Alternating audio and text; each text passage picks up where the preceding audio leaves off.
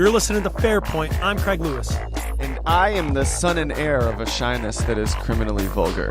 Wait, what? You're Nathan K? What's the diff? What's the diff? You freaking poked me. You guys better tie up your fucking tennis shoes and put on your backwards red cap and your nostalgia goggles. Well, I suppose they could, but why? Why would they want to do that? Because today we're going back in time to like 1994 or something, and we're playing some SNES. No, we're going to the future on Sega Genesis. The future, like 2,000 years in the future, right? Something year like 3000. That. Is it actually the year 3000? Year 3000. Yeah. Or no, the Cataclysm happens in 2000, and then, We're talking about the classic Super Nintendo, Sega Genesis, Sega 3DO, PlayStation, fucking classic. Ooh, 3DO. How many people do you think played it on that? I don't know. 7. I'm going to say 7. James Rolfe for sure. Primal motherfucking Rage. That was the working title, but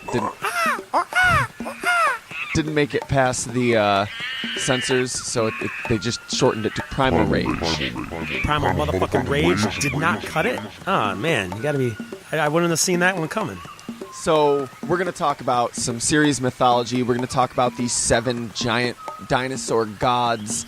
And Beast gods. It's going to be a hell of a lot of fun. There's probably more story to this than you guys even know. I hope if you grew up a 90s kid, I hope you remember the game fondly. Yeah, I remember the game fondly, but I had no clue what the backstory was, and I don't know, maybe I just wasn't paying attention, or, I'm like, oh yeah, it's just a fighting game, whatever, and then like years later you find out, oh shit, there's a story to it. Yeah, there is a lot more of a story to it than most people probably assume.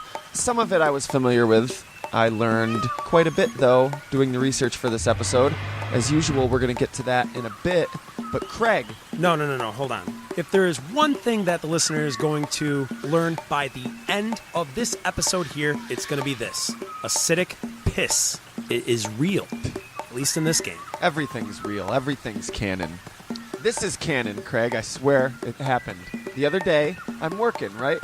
Okay. And I'm cashing people out and whatnot. And as work things go, yeah. A few people come up. They're very rock and roll looking dudes. They had their ears gaugered and everything.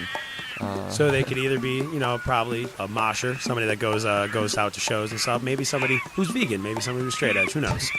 Yeah, tattoos, all sorts of things. One of them had a beanie that said Neck Deep on it. Neck Deep, I don't know if you're familiar with them. Well, I do know because we discussed about this, yeah. I just showed you 2 of their songs before we started recording. But Neck Deep are like a newer pop-punk band, and I really like them because they remind me of the shit I listened to in high school, but aesthetically, it sounds a little more grown up. It's not the nasally, whiny pop-punk vocals. I could hear that, and what I thought it kind of reminded me of, and it doesn't exactly sound like this, but it reminded me of Newfound Glory. Yeah, totally, but a very different aesthetic at the same time. Well, I struck up a conversation with this person with the Neck Deep hat. Oh, hey, where'd you get that hat? Oh, I got it at a show. Oh, yeah, that's awesome. They just played around here, didn't they? And they're like, oh, they're playing tomorrow. And I'm like, oh, no shit, where is it? Oh, it's at the On Center. I'm like, oh, that's really cool. So you guys going? And they're like, yeah, we're on tour with them. And I was like, oh, what? Get the fuck out, No dude. way, what's your band called? And they're like, Sleeping with Sirens. And I was like, dude, aren't they the headliners? Too? You're like, I don't know who you are, but I know Neck Deep. Who? Well, it's Sleeping with Sirens, if the listener isn't familiar, is they're pretty like popular. They're like the biggest emo screamo band that's out right now. Yeah, one of them at least. They sound a little bit like, I don't know, call me crazy, screamo version of Silver Sun Pickups. I could hear that. I can visualize it in my ears. Oralize it? A-U-R, oralize it? Borealis? No. I was like, no way, man, that's fucking crazy. So I started talking to them. I was like, hey, I'm sorry I didn't recognize you guys, but that's so cool. And to be fair, though, I mean, a lot of times you don't really recognize members of bands unless you're a super fan of them. Right. And we were talking about Neck Deep a little, and I'm like, oh, I haven't heard their newest album, but I really love their first one. And they're like, oh, the newest album's phenomenal. And they're like, hey, you want to go to the show tomorrow? And I was like, hell yeah. They put me on the fucking guest list. Dude, that's so fucking dope. Yeah, free concert. That's fucking awesome. Later tonight, we're recording this, and then it's you're also show. probably going to go out and drink with a band after, right? So. Oh, absolutely. Yeah, of course. I don't go to a concert without... Well, I mean, you are a big deal, a podcast sensation in Syracuse, so... Yeah. I mean, it's very rare that I go to a show and I don't get pulled up on stage and cheered. But, dude, I can't believe that happened to you, because something happened to me today, in fact, that's quite similar. You don't say. Actually, I do say. I am saying right now. And I can't exactly one-up you, because I didn't get anything cool like being put on a guest list to go to a show. The hoity-toity there. You're up in the elite. But... I also met Sleeping with Sirens. What? Today. They came into my place of work. What? They had some food. They thought it was awesome. And exactly like you said, these guys come up, they, kind of like alt-looking, and... Craig's like, one of them was wearing a Coheed hat, and I was like, oh, man, I love Coheed. No, that didn't happen. That didn't happen. But they all come up and they're like, hey, yeah, just talking to me about the food and everything. And I'm like, yeah, whatever, dude. You should try this and you try this. And these are pretty cool. And then I was like, you look like you guys are in town for a specific thing. And that's how I put it. That's how I started it. Because you can, for some reason, when people come into my restaurant, Funkin' Waffles, awesome fucking place to eat. Syracuse, New York. Saw Sage Francis play at the Funkin' Waffles downtown a few weeks back. Met him, too. And it was dope. Hells yeah. Great show. You can tell if people are there for a purpose or whatever. I don't know why. It's something about coming into that place. Like, they are telling you who they are and what's going on with their life. We're here for a purpose. And that purpose is waffles, my friend. Yeah. They saw that shit on the Food Network. And I have one question for you. Do you got some motherfucking waffles for us? No. Well, I do in the back. Like, you got to order them. You have to buy them. Yeah, so, anyways. You're going to buy them. What the yeah. These guys come in, and I'm just like, so what do you guys, what brings you guys in here today? And they're like, oh, we're playing a show over at the On Center. And I'm like, oh, no way. You guys are a band, and you wouldn't happen to be Sleeping with Sirens, would you? Because I had just recently found out that they were playing. Craig, you can't just ask, just because they're a band, you can't just ask them about their sex lives. Well, it's not my fault they have provocative names. And they're like, yeah. And I was like, oh, sweet, that's awesome. And you should have followed it up with, could you hook me up with one of them? Like with one of who? The Sirens. The Sirens, dude. No, you don't understand. They're really nasty, actually. Turns out that. So that was pretty cool. Turns out they're half bird. There's feathers. It's really awkward. I got to talk to them, too. Like I said, it's not a one-up story, so you win. Maybe I should have gone first. Who knows? Does someone have to win a podcast? Is that how podcasts work now? Conversations, at least, yeah. One's about versus fighting games. Someone's going to win this podcast. It will be declared at the ending. It better be Blizzard. That's all I know.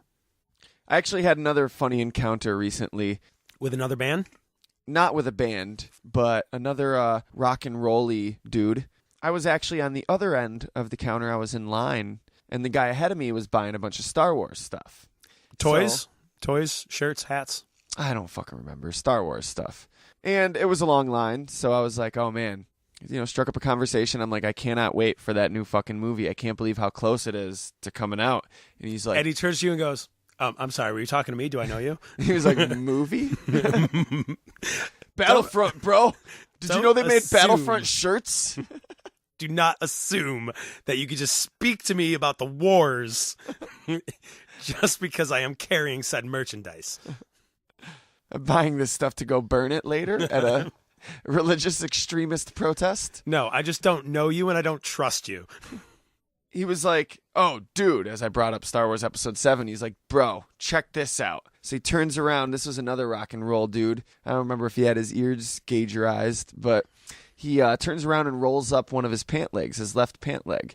On the back of his, what would be his calf, is a tattoo of Kylo Ren, the new, maybe he's a Sith Lord. He's the new bad guy with the mask, the black cloak, and the cross-guard lightsaber. He's got a motherfucking tattoo of him on his leg.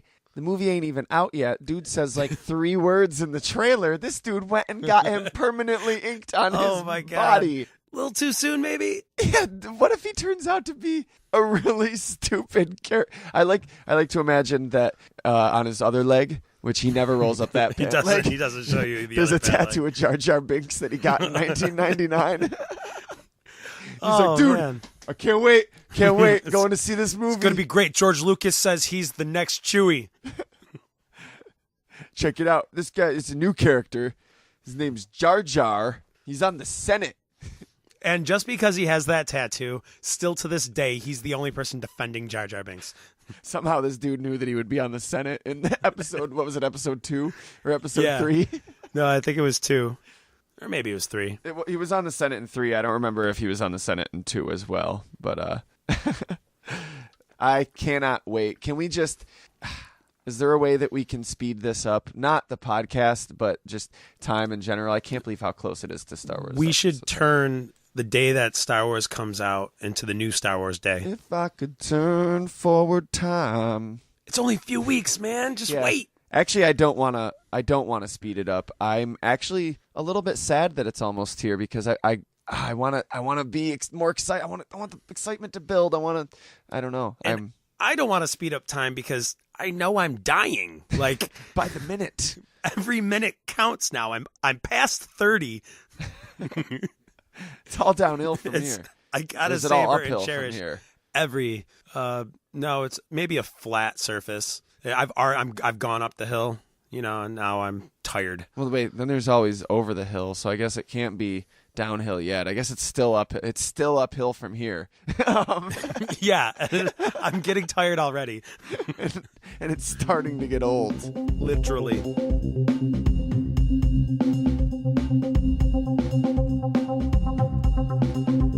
But fuck it, man. You know what I want to do? I want to talk about dinosaurs. Well, that's what we're here to do. Talk about dinosaurs in the news. Shit, dude. New Mexico, Albuquerque. I think that was a city, yeah. Anyways, the Museum of Natural History and Science, Albuquerque, New Mexico, they've discovered a baby Pentaceratops skull. Okay. And they unveiled it at the museum. A Pentaceratops. So a Triceratops has 3 horns, so a Pentaceratops must have 5. 5 horns? 5 horns. God, that's overkill. It was God's nephew, that's right. It's not the first Pentaceratops to be uncovered, but it's the first baby, which is huge, they say. God's nephew is just like, God, check this out. You know how you got Triceratops in your universe? Dude, check it out. Pentaceratops. And God's just like, no. And Satan was like, that's pretty badass. Can I adopt that? But it's a baby Pentaceratops, so it's even cuter. Or is it like the Damien dinosaur? It could be. Who knows? It's just a skull. It's not like you can see the facial features on it. But this is key because it can help them track the growth of the dinosaur by being able to compare the bones. I was about to say, it's not going to grow. It doesn't matter if they found it at a young age. It's still just a fossil. How it grew. They can kind of like, put Scientists into pieces how fast it grew to be adult and kid, whatever. The scientists are just like, brilliant discovery. These dinosaurs must have had long lifespans. It's still a baby. Hasn't even aged a day since we found it, and it's been 3 years. What? That's crazy. That's insane. Daryl, would you pass me that beaker over there? Huh? What? This beaker?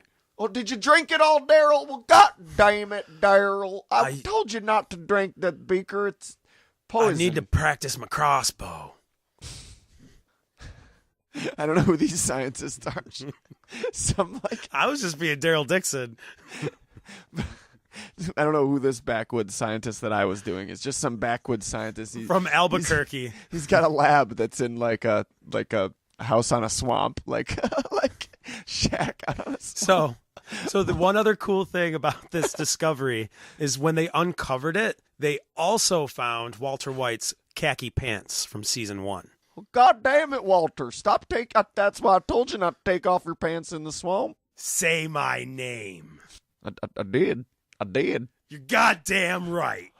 Well, Craig, I got some dinosaur news for you too. The perfect motherfucking dinosaur news. Roll out the red carpet. Hold on, let me get this thing situated here. Just trumpets.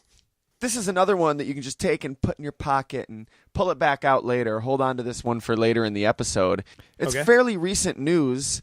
Paleontologists recently discovered in 1989 some dinosaur puke. Recently in 1989? Yes, but Pretty recent. You're on the ball there. Come on. well, it's recently in the news again. Basically, Was it fossilized dinosaur puke? fossilized dinosaur puke. They cut it up and sold it at gag shops. Kids would pay a fortune for that. Oh, yeah. And then they realized they're actually touching disgusting vomit. Ew, ew, ew, ew, ew, ew. Oh my God. Ew, I touched it. Dude, it's been petrified and fossilized for 76 million years. Then Ew, ew, that's even grosser. It's all old. Wipes Ew. his hands on his friend. Oh, God damn it. Why wipe your hands on me? I'm not even a paleontologist. I'm a scientist. I don't need this. I should be in my lab. I'm just here to crunch numbers. So what happened to this magical puke? Well, there was I guess back in the 80s, they thought that there was a baby pterosaur in there, which pterosaur is like the pterodactyl, little winged thing. The ones from Jurassic World, they were dropping people in lakes. But now they're thinking it might actually be a different dinosaur, a baby protosaur, which is a total different, like not even a winged dinosaur. Not even anything close to the same. It's also like 4 times as big. There's not much interesting to this, but it just broke like the day before we recorded this, and I thought that was interesting and coincidental that on the day that we're talking about this crude, rude dinosaur game, which includes a character that uses projectile vomiting as a weapon. That you find dinosaur puke. Well, Yeah. Scientists find In the dinosaur news. puke. God damn it, Daryl, don't touch it. Get one of them reptile diseases. No, you wipe it on you, and then you get their scent. Speaking of Daryl, GameSpot.com got a chance to get an interview with actor Norman Reedus, who plays Daryl. Oh, yeah? Yeah, Daryl on The Walking Dead, of course. What do you think they wanted to talk about? The Walking Dead? No, No. the Hideo Kojima Del Toro collab Silent Hills thing that got canceled. Oh, Norman Reedus was in a Silent Hills game, and then it got canceled. Yeah, so he's not in a Silent Hills game. That's crazy officially. because when I worked at GameStop, they would play previews for that game. Well, they made the beta and called it PT, and it was released, but the day they got canceled, they pulled the beta from the stores. Oh, wow. Okay. Well, anyways, they asked him about it, and what he said was the collaboration eventually needs to happen. It's quote-unquote destiny. It's something that needs to be, and that the cancellation of Silent Hills was, again, quote-unquote, a bummer. That's what Norman Reedus said. Yeah, I'm not sure if they were interviewing Norman Reedus or Daryl Dixon, though, because it all sounds like Daryl Dixon to me. Oh, darn it, Daryl. You need to be focusing on your research and not the video games. I don't trust them video games. You know they got cameras. They can always see you, even around the corners. That's a lie. They turned that off. I'm a man of science, not magic. Bummer. So, I don't know if good faith and well wishes will make this thing happen because, shortly after Hideo Kojima reportedly left the company, left Konami, Konami swears that he's just on vacation, but they haven't heard anything from him. He hasn't validated anything. Del Toro is pissed as all hell, saying it's just big fuck shit cock fuck. Dick bully mother ass dick. He just he started going off on with swear words, called it clusterfuck, said it's bullshit. Clusterfuck, I like that one. What's the diff, huh? He doesn't want to work in the medium again. It's okay. The Pope, I've recently declared and decided swear words okay. It's all right. We all say them. The Lord is cool with it. I'm not cool with it. I'm cool with it. I'm not cool with it. I'm cool with it. I'm not cool with it. What is going on right now? Is the Pope just having a difficult time? All right, you know what? I'm still All right, you know what? I'm still conflicted. I made this announcement too soon. I'm sorry, public. Forget I said anything. Make another announcement next week in another YouTube's video. Well, you see, what was happening was we weren't. Neither of this was really the friggin' Pope. It was the friggin' Pope's Pope and the friggin' Pope's devil on his shoulders. Oh, so the friggin' Pope has on one shoulder a Pope? Yeah, a little mini him. And then on the other shoulder, a devil that kind of looks like him. I don't know if you heard, but there's been recent Legend of Zelda news. No, there hasn't. Yeah, there has. There's this new disagree. Legend of Zelda. It's like Hyrule Warriors coming out for the DS. Triforce Heroes. Yeah. Yeah. It's like the Dynasty Warriors game, but with Hyrule characters. And they announced the new character, a brand new Zelda character. Wait, I thought that was just Hyrule Warriors was the one that was like Dynasty Warriors. Yeah, now there's one coming out for the 3DS. Oh, I think Triforce Heroes is something different. I don't think that's the game I'm talking about. I'm talking Okay. about a Hyrule Warriors Okay, game, for Craig. You have to 3DS. don't just shout things out. Well, I did, and then you're like, yeah. I was like, okay, cool. And I'm like, no, I don't think we're talking about the same thing. So I had to make it known. It's a multiplayer game. It's Hyrule Warriors, and you can play as Zelda, you can play as Link, Yeah, that's pretty cool. some other characters, and they just announced a new one, Linkle, which is basically Linkleburgle? Linkle. It's a gender-swapped version of Link. Winkin' Bakken Linkleberg. It's a girl Link, and instead of a sword, she has 2 crossbows. And Dual wielding crossbows, like Huntress crossbows, like the small ones. Yeah, they're pretty cool. That's pretty sweet, but I think reloading will be a bitch. They're not tiny. They're like mid-sized crossbows. Reloading will be even harder then. That's Unless what it's automatic. Like she got a built-in thing that just... Well, that's what she's got Navu for, which is the gender-swapped fairy. No, I'm just kidding. I don't know about that. I don't know. Her costume doesn't look exactly like Link's. It's got a similar color scheme. She's got blonde hair. She doesn't wield a sword. She doesn't have a shield. Right, she got crossbows. I don't know, but it's explicitly a gender-swapped version. It's a female version of Link. I don't know. I think this character should have been its own character. It's a cool character, and I love it either way. I'm going to go ahead and say that I'll talk shit about Waluigi, but I love him. I think he's stupid, and he's pointless and dumb, and Nintendo never should have made him, but I love him. Waluigi. Oh, but I love him. I love some whatever reason. you do, Nintendo. You can do no wrong. I think that's false.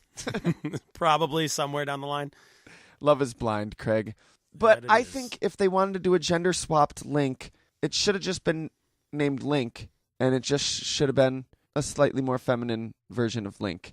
I think that would have been the cooler way. Link can be a boy or a girl name, and But what if Link's an elf, and they're already androgynous.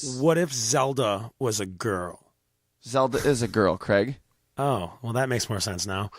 So you think it should just be the same name? It should still be Link, but maybe they called it Linkle because calling 2 Links, one boy, one a girl, could be a little confusing to differentiate between the two just by like looking at the character name. But I think that would have been way better. It's already clear that like each Zelda game is in a different universe. I know they got their official timeline splitting thing, but it would be cooler if it was just like this incarnation of Link is a girl. Oh, Fuck it. so like there's no boy Link at all. It's just the girl Link.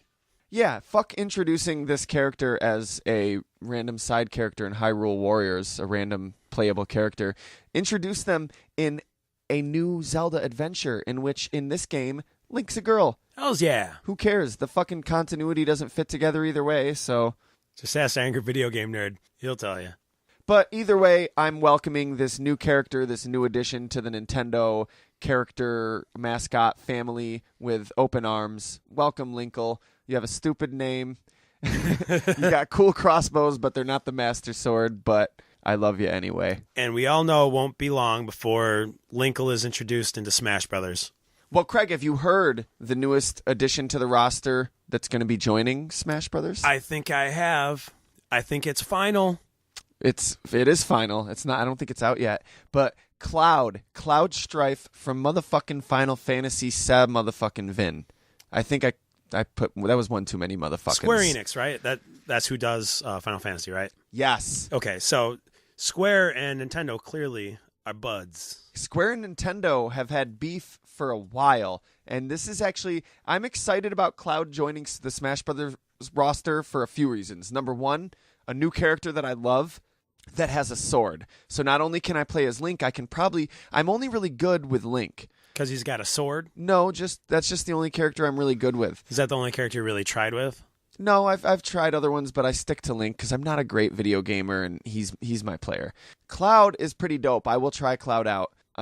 I've tried other characters too, and I play with Yoshi sometimes. I only played the new game once, but Duck Hunt I was actually pretty okay with, believe it or not. But Cloud is dope. Duck Hunt's in Smash Brothers? Yeah, in the new one. You didn't know the that? The dog? Or yeah, it's the dog and the duck. What do they do? They're like a double team. The duck's like on the dog's back, and they like spin around, and the duck can fly him a little bit. And yeah. Oh, and how is this new to me? The special move you can like shoot the players and shit. Oh, that's pretty like sweet. With the target and shit. So you need to have a Nintendo gun. Of course, they're going to take that out after the recent Paris attacks. Ooh. They're going to take shooting out of Duck Hunt. I don't think so. I don't know if they can. God damn it, Daryl. I told you. You elect Obama into office, now he's taking away our Nintendo guns. The laser light guns. Well, I say good. Now you can focus on your research. As long as you don't take my real gun. Yeah, they take away the light guns, but not the real guns. Like, no, that's dangerous. What's the diff? I ask you this. What is the diff? Clearly one is capable of destroying somebody. If there were an Illuminati, I'm not saying that there is, because there most certainly definitely is not an Illuminati. But if there were, I think that it would be a reasonable decision on their part to take away the Nintendo guns and not the real ones. The real ones are for adults. The Nintendo ones are for kids. You don't want kids. Yeah. Maybe That's not cool. I don't know. I played Duck Hunt. I liked it. It was cool. It was fun, but whatever. It's not like it really worked. I'm holy. I'm the elected official of God on earth. I can do no wrong. Everything I do is God's will. So obviously it didn't have a bad effect on me. But just think if I was this Damien dinosaur over here playing Duck Hunt as a kid. Damien dinosaur? You never know. I don't trust anything with 5 horns. One too many. 4 horns. The Pentatrops. But there's another reason I'm really excited about Cloud being in Final Fantasy, being in Super Smash Brothers, because this means Nintendo, Square is letting Nintendo use their character. Yes. Yeah, because they're best friends. Do you know who I think the single most requested, fan desired character in Smash Brothers is ever since Sonic was already put in there? Gino. Link. Gino. Link's already in Smash Brothers. Craig, keep up. Mario. Motherfucking Gino from Smash Brothers. Jeez. From Super Mario RPG. Gino and Malo were the 2 new characters that were on your team in that game. In Super Mario RPG? Yes. You had like Bowser, you had Peach, you had Mario, and then you had 2 new characters, Gino. So that was the one everybody was excited for. Gino was like a superhero toy that a star spirit from the Star Road, like up in heaven, came down and possessed. So he had like a laser cannon on his arm, and he had this badass blue hood and cape. It was a sentient toy that was really badass. So it looked like a puppet, but it's a puppet based off like a badass superhero that's like a male version of Raven from Teen Titans with a laser cannon on his arm. It looks dope, but blue instead of purple. Yeah. And friendly instead of brooding. Okay, so Gino's part of it. And then Malo is a little cloud person that can control the weather. His emotions control the weather. When he cries, it storms. When he gets mad, it like lightnings and thunders. People have wanted them to bring these characters back, Gino specifically, for so long, but Square owns half the rights, Nintendo owns half the rights, and neither of them will let each other use them. Oh, and they're not really best buds. But fuck, if Square's letting them use motherfucking Cloud, that's their boy. Yeah, there's no way they could have a problem with Gino. I'm hoping that they're going to announce more characters, because usually they release these as a little pack with like 3 characters, right? Right. And that the other 2 characters, one of them is going to be Gino. That would be amazing. Maybe they would save Gino for the next one. Or maybe it's the Square Enix pack.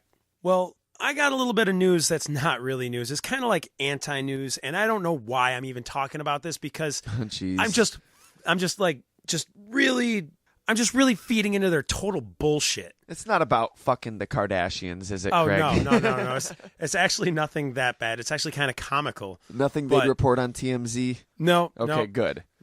That's what I consider anti-news. It's about porn and video games. Is there a collaboration? Who knows? Everybody knows Fallout 4 came out. Critical success. Blew Call of Duty 3 out of the water. Fuck you, Call of Duty. I don't care. Fallout 4, awesome. But then Pornhub, big time internet porn site. I guess that's what they are. Mr. Big Time over here at Pornhub. They reported that on launch day, their servers took a huge hit and decreased traffic. Their traffic dropped about 10%. This was probably about 4 million viewers. Wow, that's hilarious. Because, at least 10% of their watchers are probably avid video gamers. But then it kind of went up. But then this is the funny part. But then around lunchtime, it normaled back out. But then when after dinner time hit, it dropped straight again. Just plummeted again, back to like 10 to 15%. And then once nighttime hit, it seemed like gamers kind of they're done with Fallout for the night. They're about to go to bed. The traffic spiked to about 25% more than normal for that time. It was for 7.5 minutes. Yes. and then it went right back down. Then it right back down to normal. So interesting. And finally in news, recently, Lindsay Miller of Massachusetts won the right to wear a colander. That's the thing, you get water out of like your pasta. Yeah, like a strainer type thing. Strainer on her head in her license, in her driver's license, because she's a member of the Church of the Flying Spaghetti Monster, a Pastafarian. Oh, wait, she won the right, what, in her photo to wear it on the head or just while she's driving? No, in the photo on her driver's license. Because... Well, aren't you not allowed to wear hats? Unless it's religious reason. Yeah, if you have a religious reason. Oh. And so she fought it. She was told she couldn't, and she fought it. She took it to court. She ended up getting the right to. I'm surprised they weren't just like, no, that's not a real thing. Yeah, I'm surprised too, but I'm happy because it means people are more open to religious acceptance. Yeah, well, I'm not trying to stir anyone's pot, though, but like, if the judge said, no, that's not a real thing about Jesus, like... That would be...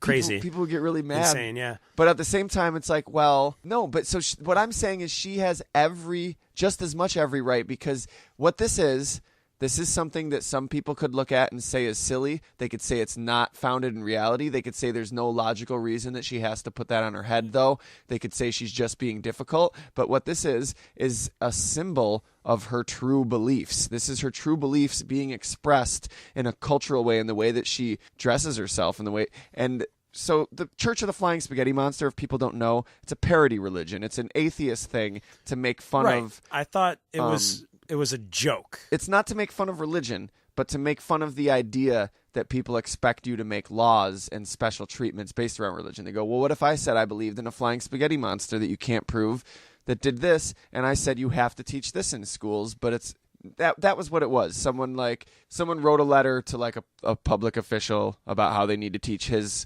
radical beliefs about a flying spaghetti monster in schools, and it went viral. But the thing is, it's really just humanity's newest religion. And the youngest one. It really is. I mean, just because the people don't actually believe that there is a flying spaghetti monster does not invalidate that it is a form of religious expression of their beliefs in atheism. But I don't think that if they believe in this, I don't think they should be allowed to call themselves atheists anymore, because now they believe in something. No, it's an expression of... Atheists, first of all, atheists believe that there is no God. Atheists do believe in something. Okay, they do believe in something. Agnostics don't believe in something. Buddhists don't believe in something. Atheists believe that there is no God. Nothing, yes. There's no God. That is a theistic belief in no God. Atheism, no God. Polytheism, many gods. Monotheism, so if one they God. believe in the flying spaghetti monster, is that still believing in a God, though? They don't. I just said they don't believe in it. Okay. It's an expression of their beliefs of atheism. So they have created this cultural religious expression of those beliefs, and that is just as valid. So why would it invalidate her right to wear a colander on her head to express her atheism beliefs and her beliefs about organized religion? I don't know, but I wasn't telling you she couldn't. I know, but I'm expressing my beliefs. But I feel like you're getting angry at me. I am. But I didn't do anything. This news segment is over. Okay.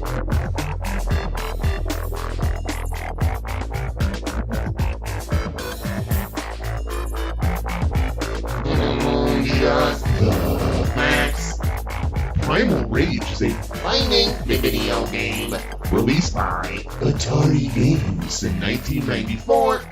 The game pits players against each other, each taking control of a dinosaur or giant ape. It was controversial in its time for its excessive gore, and crude humor. Nathan, by 1994, what do you think the most popular fighting game out was? Mortal Kombat. Clearly. Street Fighter 2 maybe, but probably Mortal Kombat. So why wouldn't Atari's games try to take advantage of the craze of Mortal Kombat and make their own little fighter game? Little fight. I like how you call it a little. I liked your little game. That's cute. That's game. Cute, but we put several $1,000s into this in months and over a year of production time. Our little game. Thank you for calling it our little game. Oh, it was only several thousand? That was pretty cheap. I don't know how much went into I don't know how much it cost. But Primal Rage came out, and this was one of the few rare games to allow you to take control of dinosaur characters. And fight. And beat the shit out of each other. Dinosaur, T-Rexes, raptors, Stegoankylosaur. And big old gorillas. And big old Kongs. Big gorilla wolf motherfuckers. 2 of them. And one other dinosaur that I don't even fucking know what it is. It's like a cobra, but like not. But like a Dilophosaur cobra. It's like a snakeosaurus. A snakeosaurus Rhydon. That one had powers. They all had powers. Who's fooling it? Anybody? I jumped all over this game as a kid as one of... Oh, I'm sure. You're a dino head. Yeah, as one of the few games to let me be a dinosaur. I was totally into it. That sounds fun. Sometimes you just want to be a dinosaur. Don't you? Don't we all? I guess. Some days you feel like a brontosaurus, gentle and docile, but big and lumbering. And some days you feel like a tyrannosaur, ready to explode at any moment. Sometimes you feel like a nut, and sometimes you don't. Dinosaurs aren't nuts, Craigs. That's a common misconception. They are legumes. They are part of the tree nut family. They're actually birds. That's true. Half bird, half reptile. Why, even the word raptor means bird of prey. That's proof, if I ever seen one. Because there's a raptor that's a bird of prey? Because we named them raptors. Yeah.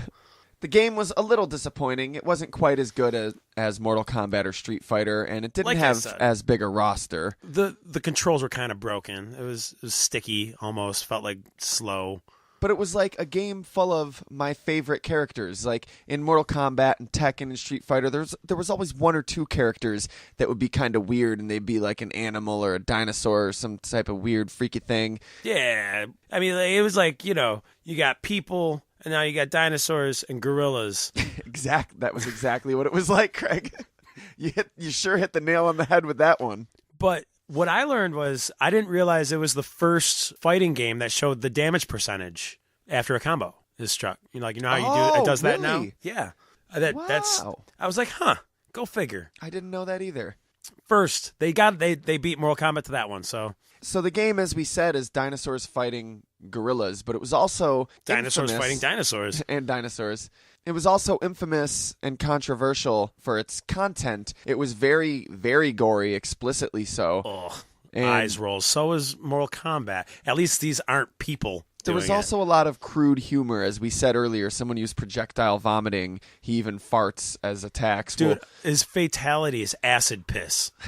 We'll discuss that further in depth as we get to the characters, but that really did cause a little bit of an uproar in the public. But Mortal Kombat was causing an uproar. This stuff was new. They all were. And they're just like, it's too hyper-violent. My kid, you know what? They're rated teens, so don't get it for your 10-year-old lady. Which, yeah, that's true. That is very true. You should have looked at the fucking rating. 10-year-old's not going to buy it with his own money at the store. And that's the thing. I used to work at GameStop, so I know this. They don't take the ratings. They're just like they're video games. They're all for kids. They don't take it seriously. They would take it seriously if it was a movie. Parents? Yes. Yeah. But they're like, no, this is a video game. Well, that's even worse than a movie. It's not passive. You're playing as Trevor in Grand Theft Auto and actually torturing people. Right. You're not just watching some guy torture somebody. Yeah, you're in control. And I'm not one to peddle that video games and make kids violent, but it is worth discussing that violence is so prevalent in video games. And when we make interactive media, 90% of the time it's about being a killing simulator. That is definitely an interesting thing to talk about. You pretend you're at war with Call of Duty and shit. Yeah. You even in racing games, you like run things over. Racing games are competitive, and that's still, how come a game's not fun if it's not competitive? That's interesting, too. Well, I don't think it is. I think it's just kind of clear cut and dry. That's a philosophical thing. How come we can't make we probably can, but...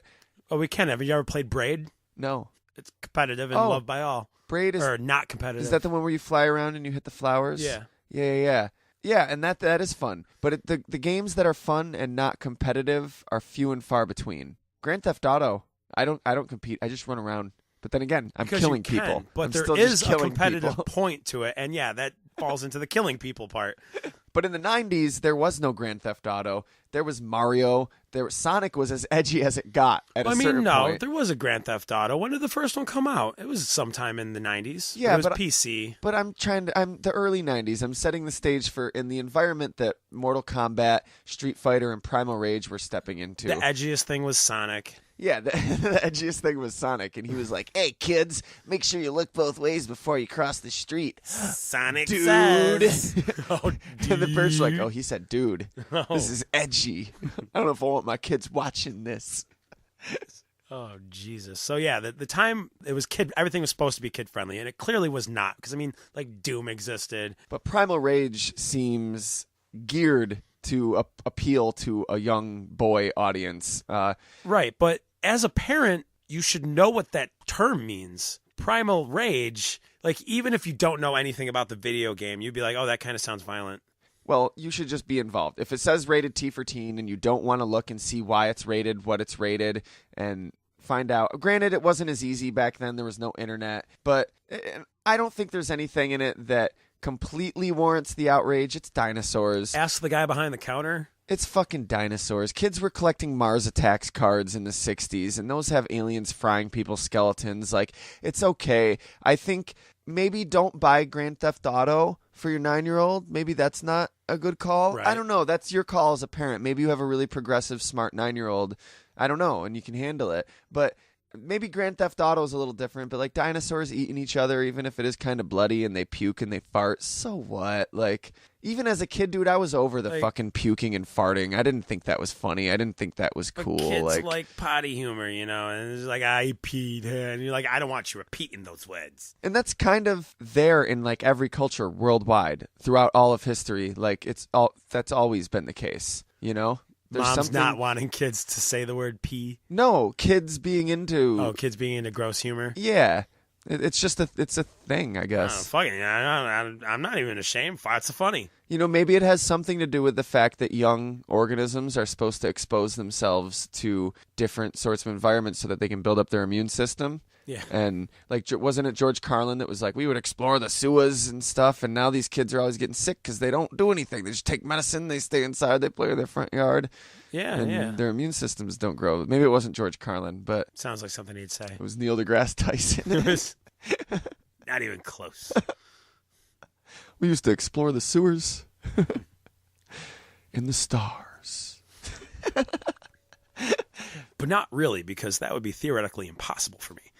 The funny thing was, though, that Primal Rage started out as an arcade game. Oh, yeah, quarter muncher. And it didn't really start causing a ruckus until it was released on consoles and found its way into these kids' living rooms. Well, mostly because the parents weren't in the arcade watching what their kids were playing. Their parents would stumble in and see the dinosaur peeing on the other dinosaur. Oh, my heavens, what? No, did he just become bones and ash from piss? Oh, she faints. Oh, good gracious. I'm writing a stern letter to the Atari Games. This is an outrage. I'm writing a stern letter to Game Pro magazine. I'm writing a stern letter to Sega, whatever that is. Another thing about the arcade version of this game, it was beautiful. The graphics. I loved playing this in the arcade. This would always be one I'd throw at least $3 into. Yeah, it's a lot of fun. I always liked playing Area 51, too. I loved that shit as a kid. Me too. But you know what's great about this is that you and I can sit here and reminisce. We remember the times when you would just spend so many hours in the arcade. Like you would go to the arcade because that was the way to access games. And like, they're dead. I miss them. Arcades are dead. Nobody that's like 15 and younger now will ever know, that feeling. Yeah. Canada's like, we got rid of quarters, eh? We don't even have quarters, let alone arcades. I think it was pennies they got rid of. Oh, you're falling behind. That was last year. No. We round everything to the 50. One coin. The loonies and the toonies, those are the ones in the twos. God, I love Canada, though. I do. I kind of want to move there. I do, too. I absolutely love Canada. If I had to relocate to Canada, I would not be upset. We replaced all our currency with maple leaves. Oh, God, I love you. God bless hockey, I guess. Do you guys have any NFL teams? No? Oh, I'm going back to America. We just trade actual fauna. That'll be 2 loons and a moose. Highway robbery. No. I'll take the moose. That's supposed to be the loon being handed over. Oh, I thought like a dollar coin. Now wait a minute. This isn't a moose. That's a duck. There's a salmon. But the characters in this game were all made with stop motion animation. Oh, no way. Is that why it looks so cool? Didn't they do that with Yes. Mortal Kombat 2, though? With Mortal Kombat, it was live action characters that they took. Because the actions and the movements look so similar. Yeah, because it is still, I mean, all animation's stop motion, even drawn animation. So it was stop motion with photographs of people in Mortal Kombat. In this, they did it the same way like Phil Tippett, the guy who was originally going to do the special effects for Jurassic Park. Eventually in the past? You can look up the videos of the original, like they'd make models of the dinosaurs, and he still did. He still did the movements of the dinosaurs in certain scenes for them to then do in CG, and he would record the movements with these dinosaur figures that they made. Ah, that's so cool. Yeah, and you can watch. There's videos up of them taking like the dinosaur figures that they made, and moving them, and you can watch them making the graphics for the game, and it has a very distinctive look. The dinosaurs and the apes and the creatures all look so cool. It suffered awesome. a little bit on its port, but even in the port, it still looks cool. Yeah, totally agree there. If you wanted to, you could play this game right now on a Flash website. How's it work? Because I know there's a problem with a lot of the emulators. Oh, it lags like a motherfucker. Well, the developers You need to have Flash 10 first off, just so you know. Most people with PCs do. But emulators and ROMs are super easy to come across. Too. They're totally legal if you A, own the system, and B, own the video game. Right. And would you want to take a guess at how much that game is going for on Amazon right now, just in case you want to go and secure yourself a copy so you can legally download it on the internet? How much? Oh, you don't want to take a guess? No. How much would you think a copy of Primal Rage Sega Genesis would be now? It goes back and forth. It's insane. It literally, like, Primal Rage shit, like, a year ago cost nothing, and now it costs a lot. $70. $70 for a cartridge. God damn. Like, and there's only one left, so it's a hot commodity. The novel? Yeah, there was a Primal Rage novel. Yeah, wasn't that like a sequel to the first one, or? Yeah, we're going to talk about it later. It's like $600 or something. It has been sold for like $600. Fuck off. Whereas it's also been sold for like $30. Like, it's crazy. I like dinosaurs, but I don't think I like them that much. Mick Jagger's take on dinosaurs. I used to bring a gun to the arcade. Oh, no, it was Keith Richards. I'm sorry. They're basically the same immortal. I could see where you would get confused. Keith Richards does have the moves like Jagger. See, yeah. He has the moves in a manner similar to Mick Jagger. Another really cool thing about this game was because you were playing giant beasts, there would be humans scattered about in the background. And these were all your followers that worshipped you as a god, and you could tell which ones were followers of which of you by color schemes, right? Yes, by the They're color all of wearing their clothing, rags. And you could eat any humans, your own or your opponents. Right, it gave you more life. It boosted your little life. HP boosts. But at the end of the match, if you ate, you would lose points for any of your own humans you ate and gain points for any of your opponent's humans you ate. But you know what? I think if you were on the evil side, you shouldn't lose points for eating your own people, because that's like what you're supposed to do. And then maybe gain points for not eating anyone if you're on the good side. Can anyone tell me how the hell Sauron is supposed to be a good one, a good god? I can tell you that. I'll tell you that when we get to him in the character bios. How about that? I'll wait. You will wait patiently. Okay. Or we're not going to that Sleeping with Sirens show after the podcast. Aw, but I met them. Another really distinctive aesthetic choice of this game is the way they present the HP bar.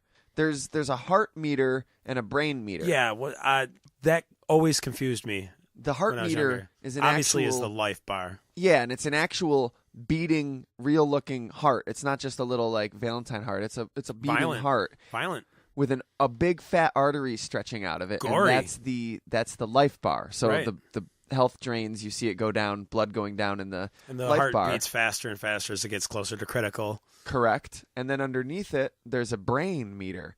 as your brain meter takes damage, once that goes all the way down, This you get was the dizzy. one I didn't understand. Okay, when it goes all the way down, you get dizzy. Because like Yes. normally with those other bars, they're like to gauge your super.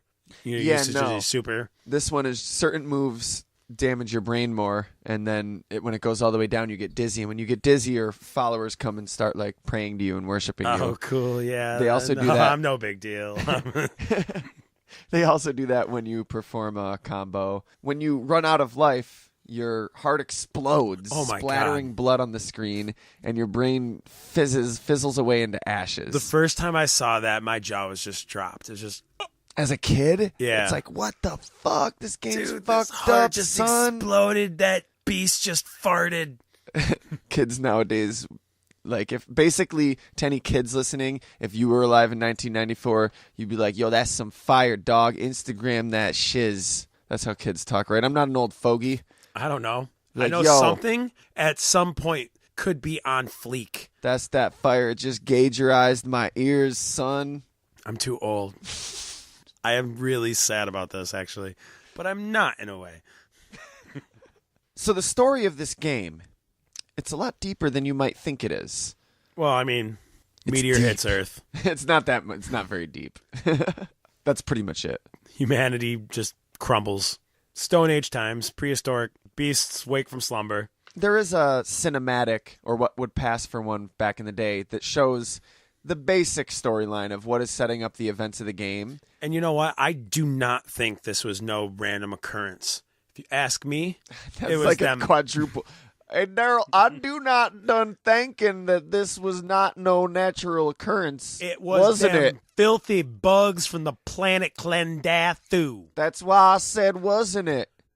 The only good bug is a dead bug. Was it? Wasn't it? Was it? Wasn't it? Couldn't it be? I think this was a deliberate strike to destroy the human people because they're jealous. They're jealous of what we have. You see. Who, the meteors? No, the bugs. Oh, On it's the just planet always it's all Klendathu. bugs with you. Saturn, Jupiter, they all look like terrorists to me. No, they're planets. Or gods, depending on who you look at. The storyline, as explained in the game opening, is as such. A meteor has hit and basically plunged the Earth back into a dark age. In the year 2000. Technology's been rendered useless. I don't think it's the year 2000. I think it's That's what I read at least. okay. Well, maybe the game takes place much longer after that. Yeah, longer after that. Once, after it's settled that we're back in the Stone Age. Because they say that new creatures have evolved, and that takes millions of years. But I think it was probably accelerated. Right. I think it was like tens of hundreds of years. Boom. So this meteor rendered all technology totally useless. Yes, all technology, even the wheel, even the hammer, Oh, God. Even the house, even the club. even the cave that I live in, it's all gone. A cave is not technology. Even my clothes, it's all gone. Society's been utterly destroyed, and humans have subsequently regressed to tribal civilizations. You guys should have kept I'm not mad. Rick I'm just Grimes. disappointed. You should have kept Rick Grimes in charge. You would have turned things around real quick. Yeah. Without Daryl, humanity died. This is what the world is now. We pray to them, giant monsters that are eating us. But why am I praying to that Because Rick one? said so, and he's evil. tough, so we listen to what he has to say. But I think I like what this guy has to say. He's talking about free health care. And he's not a giant beast. He's a politician. It's even worse. Run. A giant beast? A politician? Say it with me, folks. What's the diff? Hoo-ha. Boom. Below the belt. Crumpled him. So not only has this meteor totally fucked with humanities-ish, ucked with humanities-ish. Ucked with the. Uh-oh, Craig's having another seizure. I told you to stop watching Pokemon. Why does everything taste like copper? Not only that, but the geography of the world has been drastically altered, and now not only is the world scarred with like radiation and whatnot, all the continents have continental shifts happened. Yes. And it became a dinosaur skull. Tectonics and shit. Somehow. It made, coincidentally enough, the shape of a dinosaur skull. It's pretty nuts, bro. Breathing fire. How do you know that's fire, I ask you? Or you ask me? I don't know. It looks like a fireball. What else would it be in the mouth? What? I am asking you, as a matter of fact. I was right the first time. What else would it be coming out of the mouth? Well, there's a few things. Don't get vulgar, kid.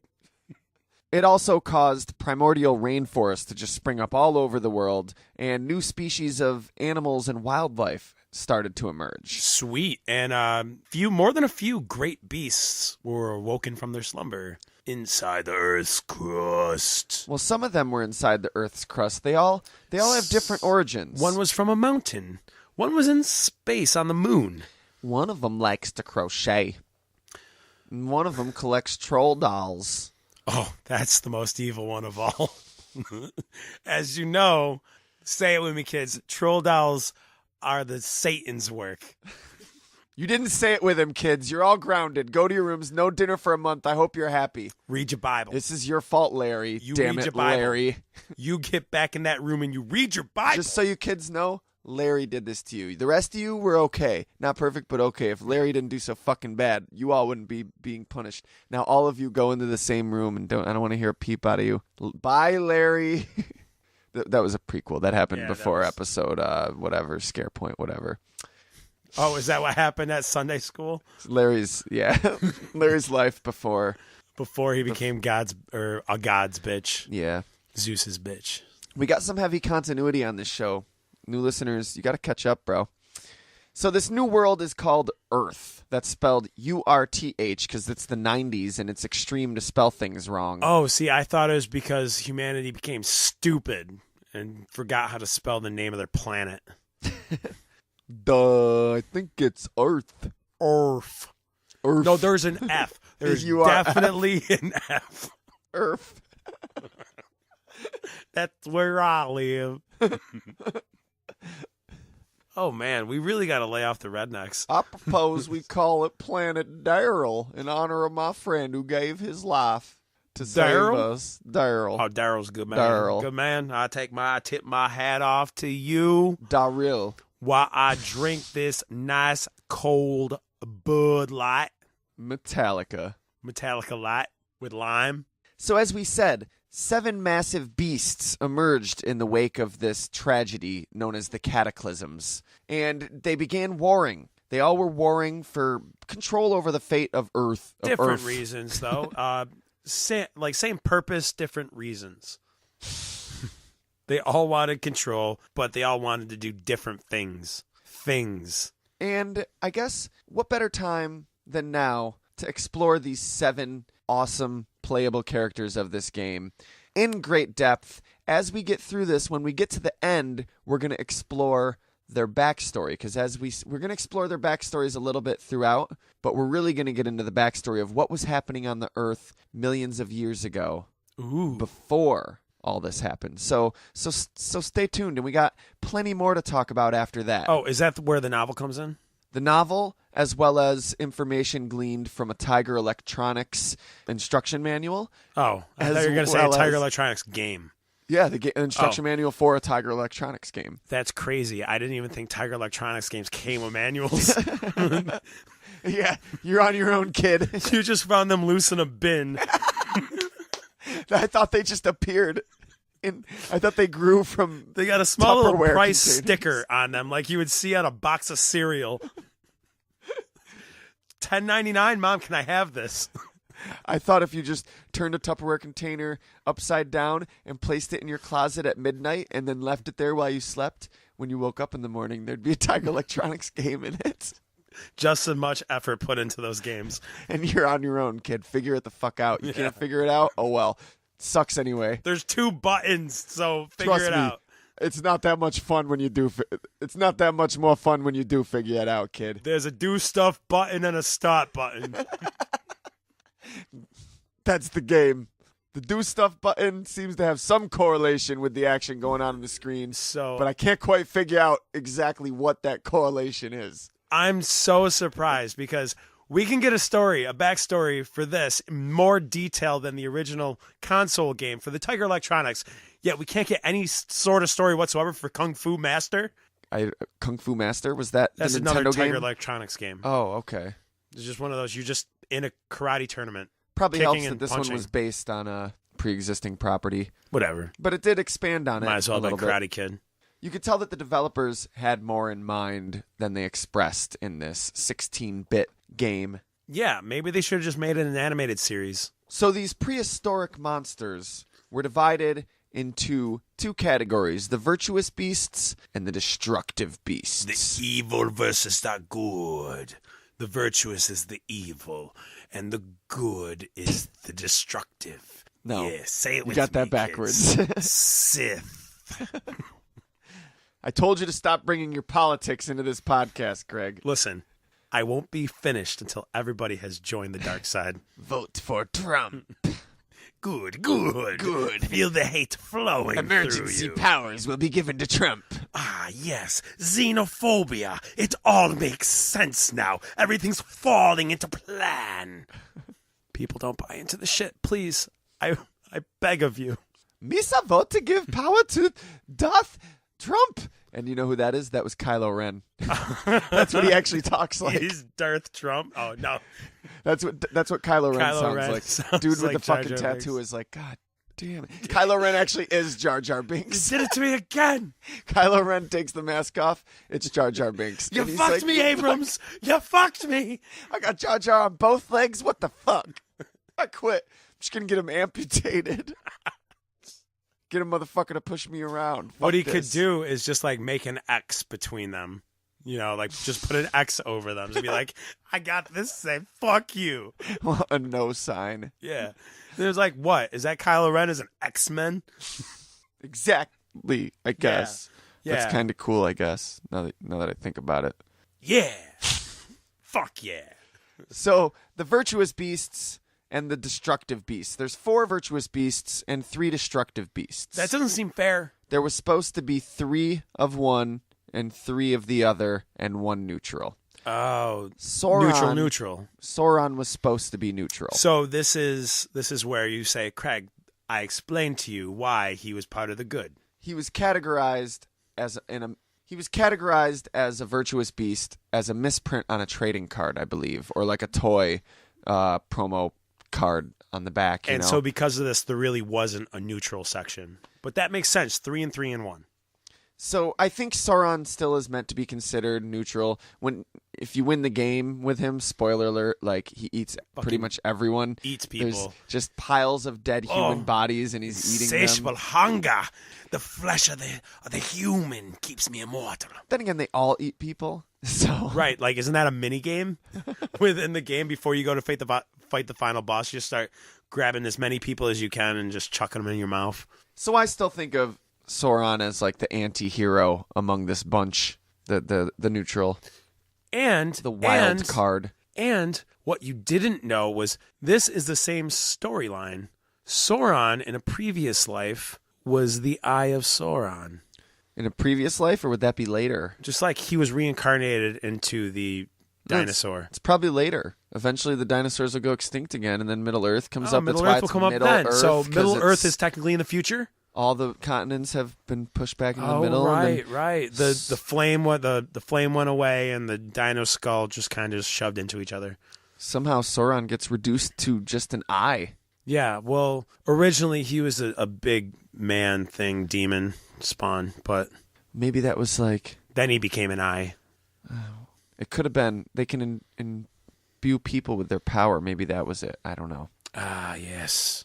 What this? At least we know this much for sure. We've proven this much that Primal Rage is a prequel to Lord of the Rings. It's a prequel to The Hobbit. Yes. And the Because Silmarillion. Sauron? Coincidence? Yeah, that's a reach. I don't know if you want me to sprain my muscles reaching that far to assume that that's a coincidence. Maybe for you sheeple out there. Yeah. But I got my eyes open. Open your okay? eyes, sheeple. Coke and Pepsi are the same thing. What's the diff? A bunch of different sugars, that's what. One has blue on their label, one has white. They both have red. That's the only diff. Yeah, because see, it's like primary colors. They all rot your teeth. So why don't we So why don't we dive right into the virtuous beasts that we talk about first? Let's get all in there. Claw our way right into this. Right. Armadon. Gut fling our way right into the center of this. Armadon. He's kind of known as the god of light. He's like a ankylosaur type thing, but on two legs. Hold on. The god of life. Life. Not Did I say light? I think you said light. That was a mistake. Definitely a mistake. No, he's Armadon, the god of life. He's also the god of earth. No, he's not. He's also a deity of meditation, telepathy, and thunder. Like Raiden. Oh. And he was originally named Spike in the beta when they were first working on it. Like Land Before Time. No, not at all like Land Before Time. But kind of. Like Buffy. He had a leather trench coat. That one. That guy. The vampire, not the other dinosaur named Spike. Bad boy attitude, like I'm 100 years old and I'm gonna date a teenager and listen to Morrissey in the graveyard with Guy Fawkes. Then we're gonna roll around and it's gonna be like touching each other's mammary glands. His species is a Tristegosauratops. That's canon. Triceratops. No. Tristegosauratops. This is from the back of the toy box. The toy. Okay. So that's a real thing. That's not just something you're making up. It's not a real dinosaur. It's something that the developers of the game or toys made up. But it's not something you're doing right now. No. That is legitimately Armadon species. Similar to like a Chasmosaurus. Looks like a Triceratops with one horn on its nose. Yeah. The crest on the back of its head. It stands on two legs. They all stand on two legs. Has a tail with a club at the end with some spikes. Yeah, it's got a club like Ankylosaurus, those guys that were playing pinball with the gyrosphere in Jurassic World. Yeah, those dudes. Oh, spoiler alert. If you're one of the 3 people that didn't see Jurassic World yet. I think there was 4. Yeah, you're right. Yeah, it might have been 6. Tops. 10. And yeah, it's got spikes on the tail too, though. Do you know what that... You know how a Stegosaurus has like the spikes coming out of the tail? You know what that's called? Defense. Boy, what it's called is a thagomizer. A thagomizer? Thagomizer. You know who coined that? No. Gary Larson in a Far Side comic strip. Get the fuck out. You know how he'd always do the caveman Far Sides? One of them was like a caveman class or something, and he was like, and this is the Stegosaurus thagomizer at the end of his tail, which is named for the late Thag Simmons or something like that. Who's Thag Simmons? Well, you're meant to assume, you have to think about it, but you're meant to assume that he was killed by yeah. That's funny. And then actual people in the paleontological community just they adopted it and started using it. God.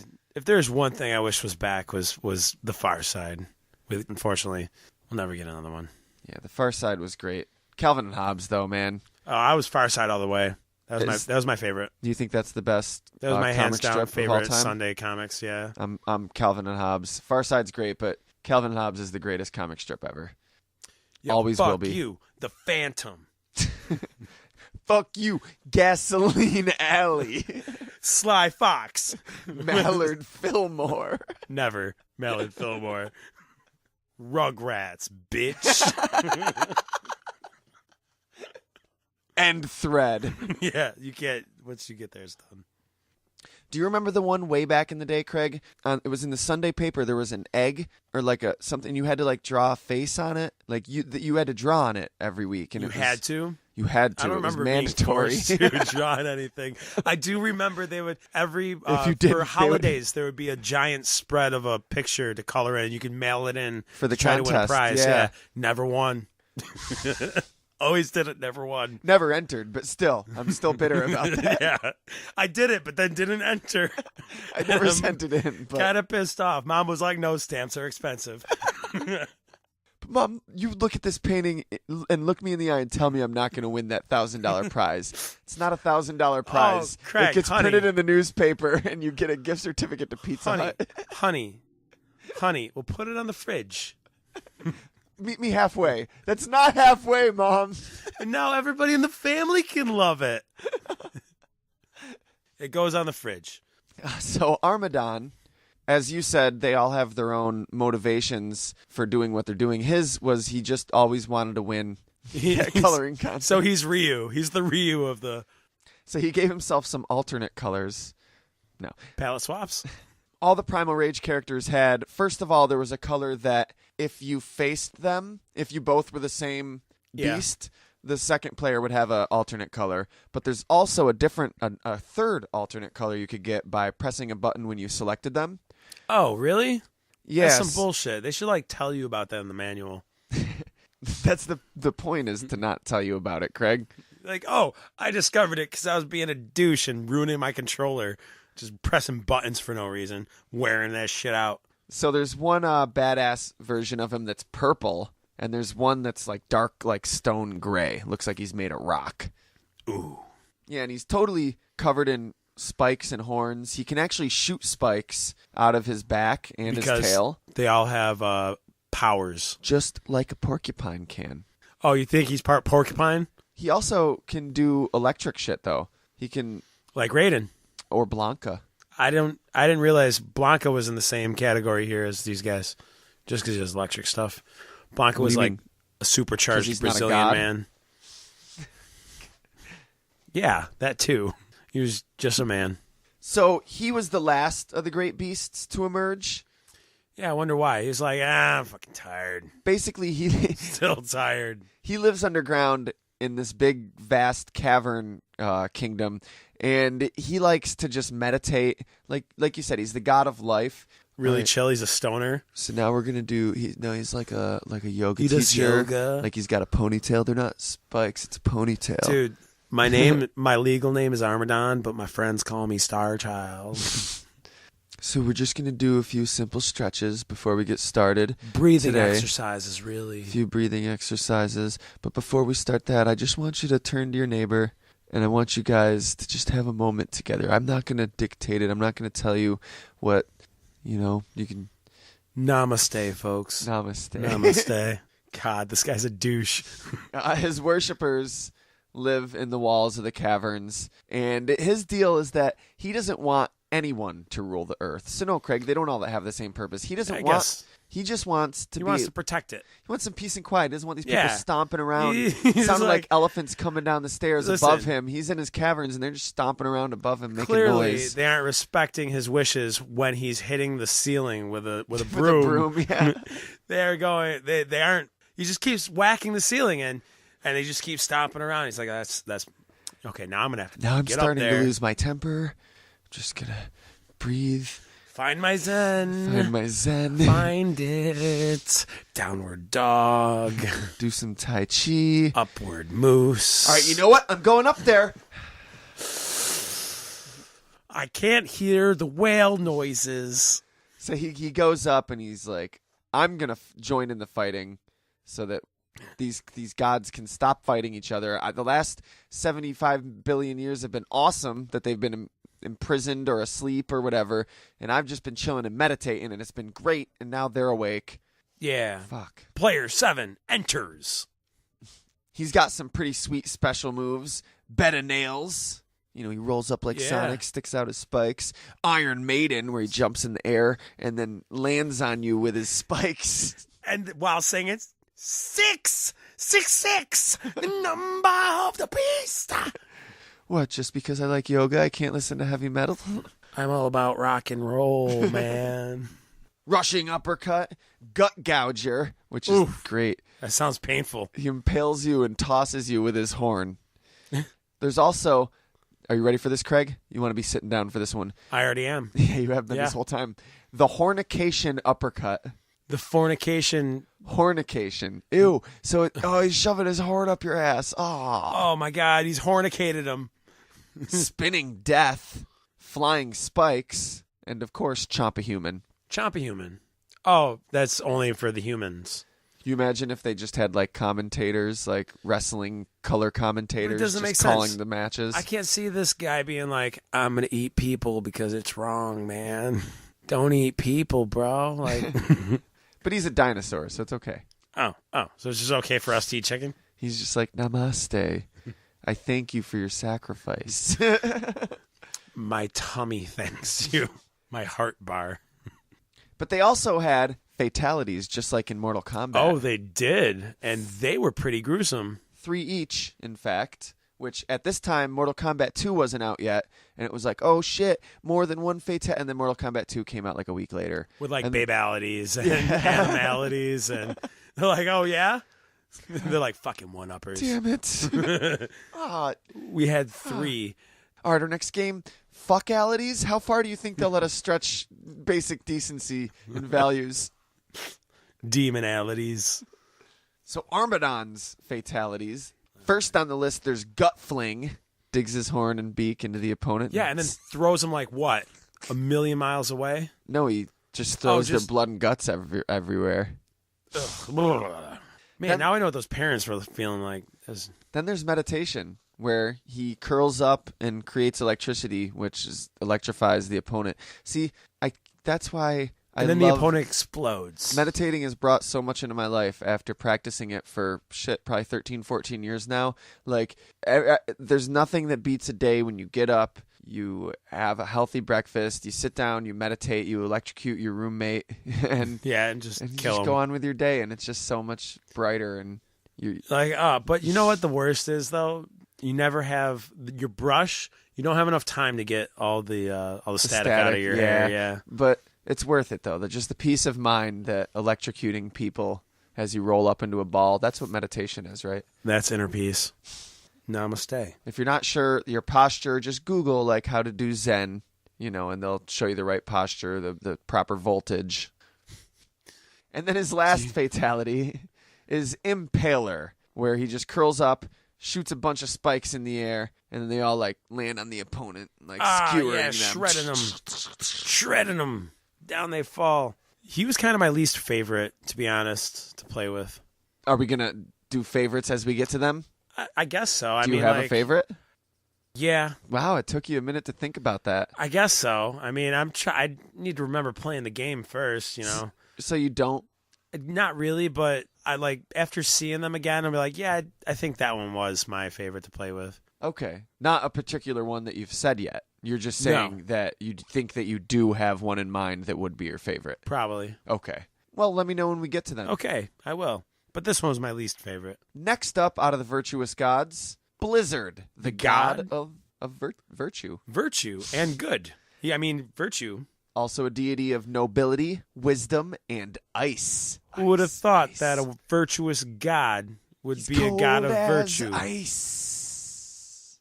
Like he's cold as ice. Oh, like REM. Blizzard was originally named Kong in the beta.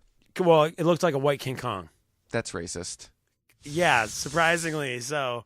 Fur color, but yeah, it is, I guess. Okay, Yeti Kong.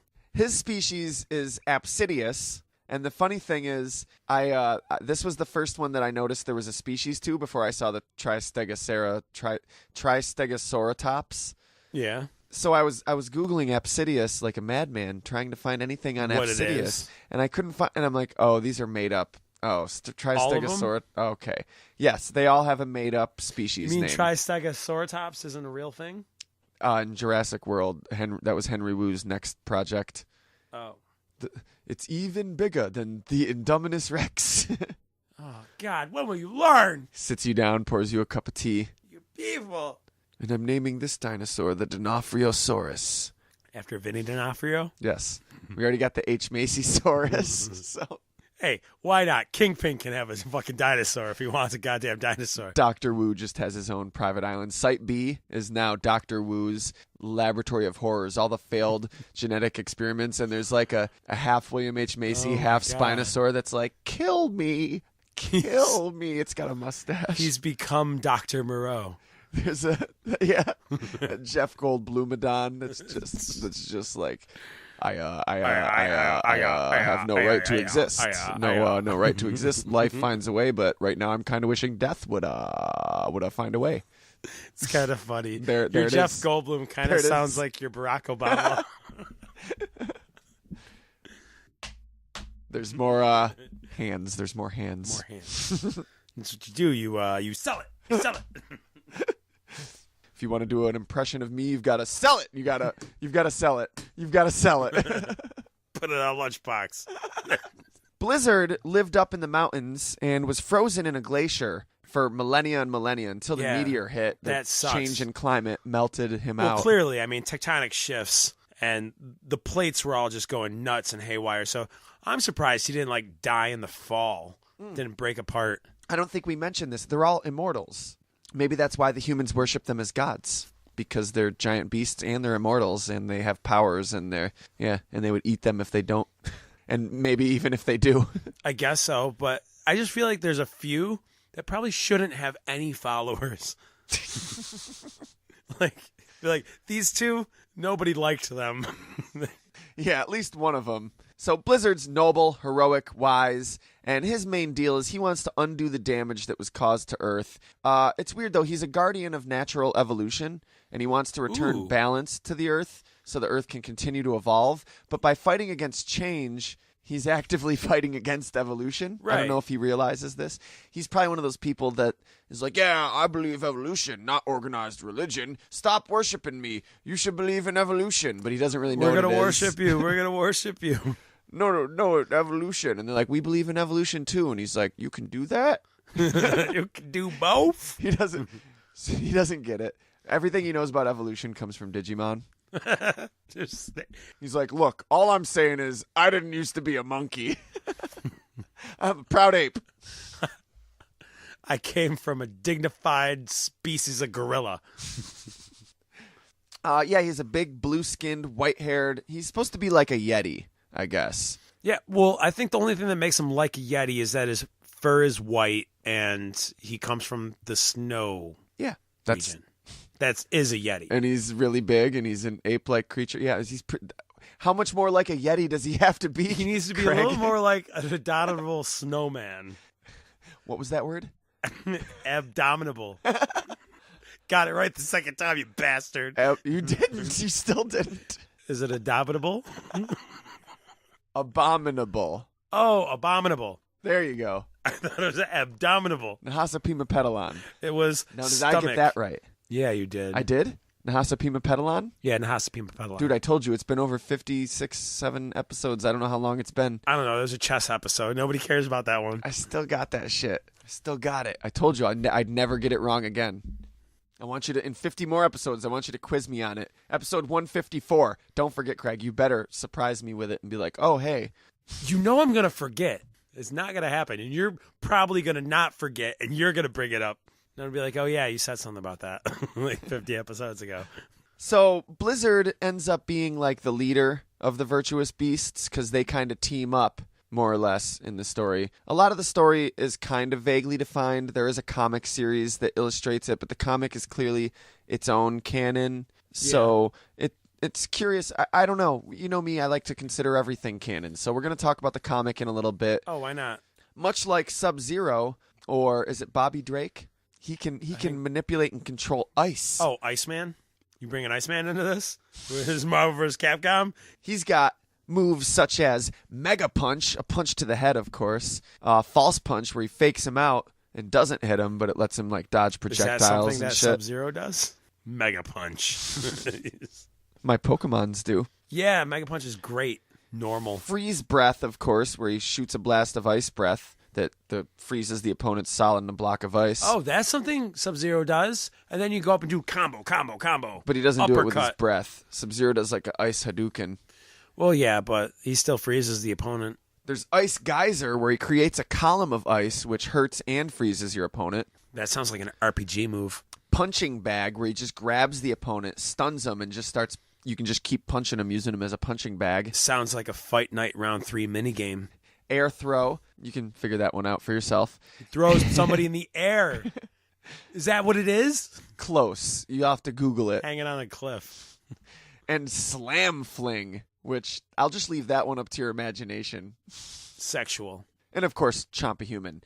Oh, so is that one of those moves that everybody has? Everybody just is chomping humans? Yeah. So they Everyone all can chomp a human? It's yeah. not like chomp a human, feast on a human, fillet a human.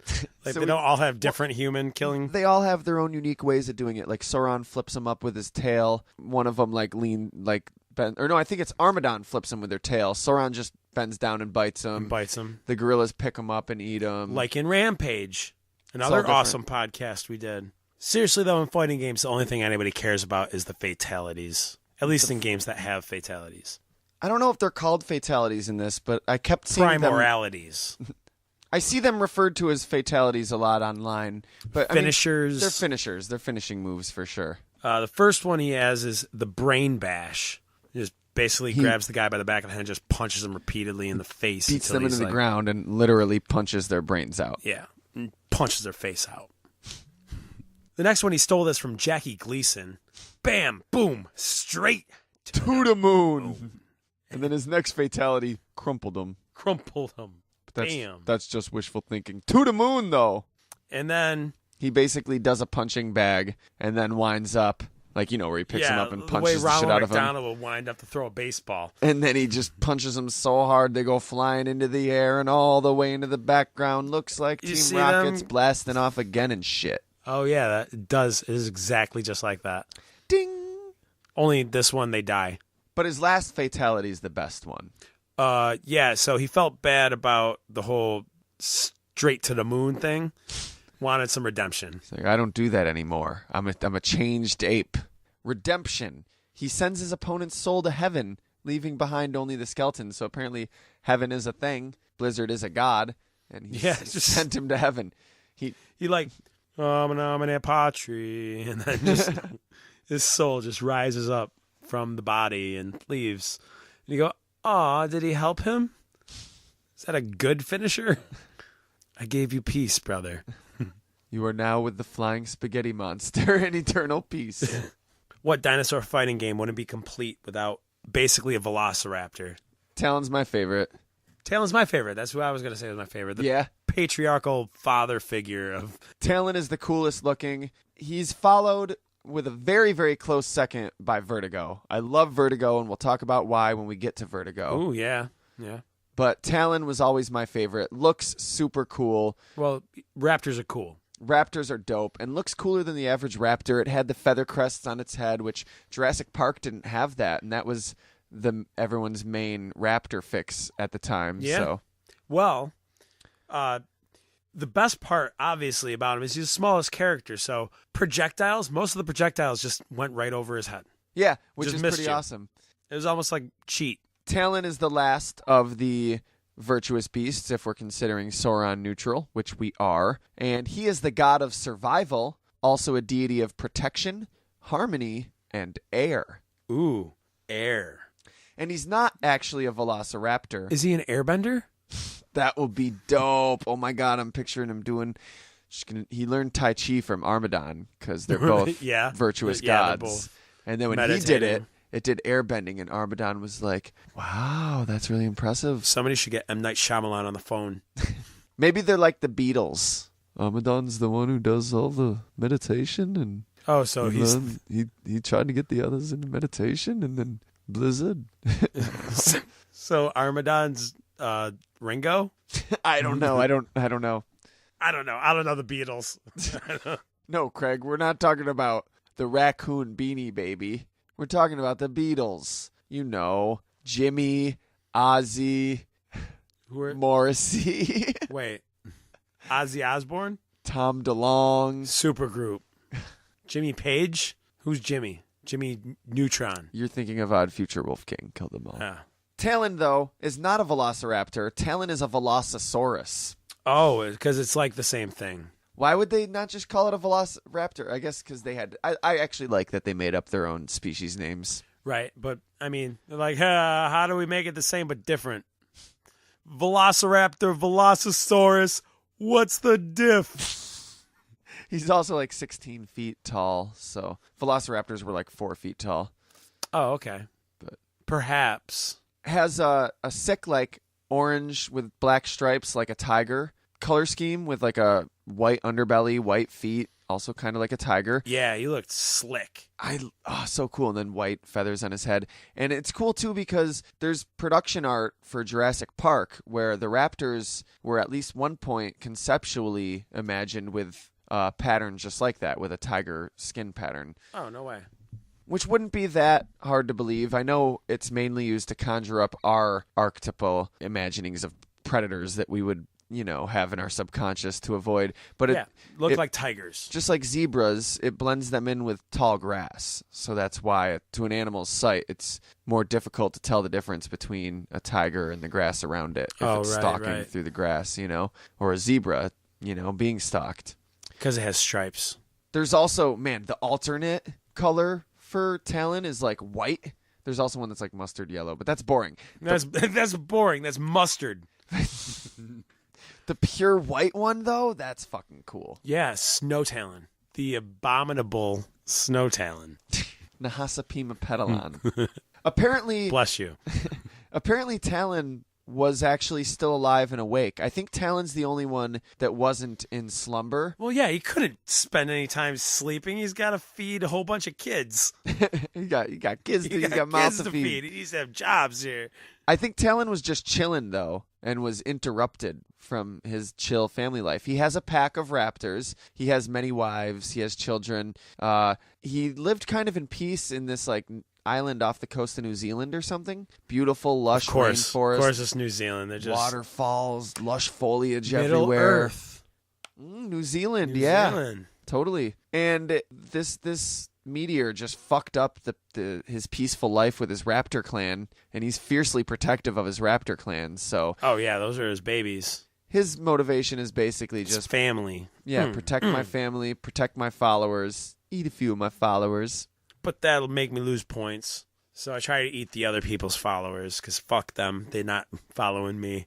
In the comic book, his followers are all vegans. Really? Or vegetarians, at least. And they're also hunters, though. And they hunt so that they have something to give him so he doesn't eat them. They don't eat any of the food themselves because it's murder. But they're still the murderers. Now there's two murderers. No, that's self-defense. If we don't eat it, it's self-defense. Oh, because if you don't, it's self-defense because you killed it for your god. But if you didn't kill it for your god would eat you. Self-defense. Exactly. Some of his moves, there's the Brain Basher. No, sounds like a finisher I just heard.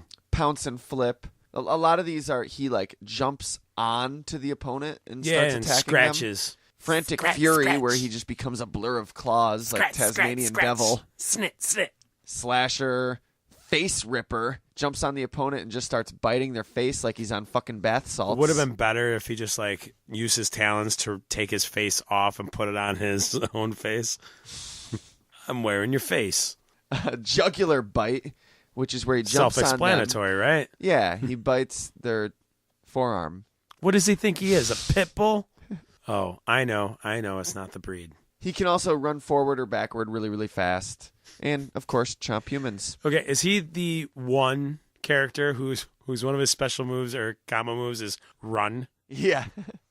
He's the Flash. Then, of course, his fatalities. I like this Finish one. him. This one is heart-wrenching. He rips out their heart, and then he eats it. Get it? And it's like beating shit.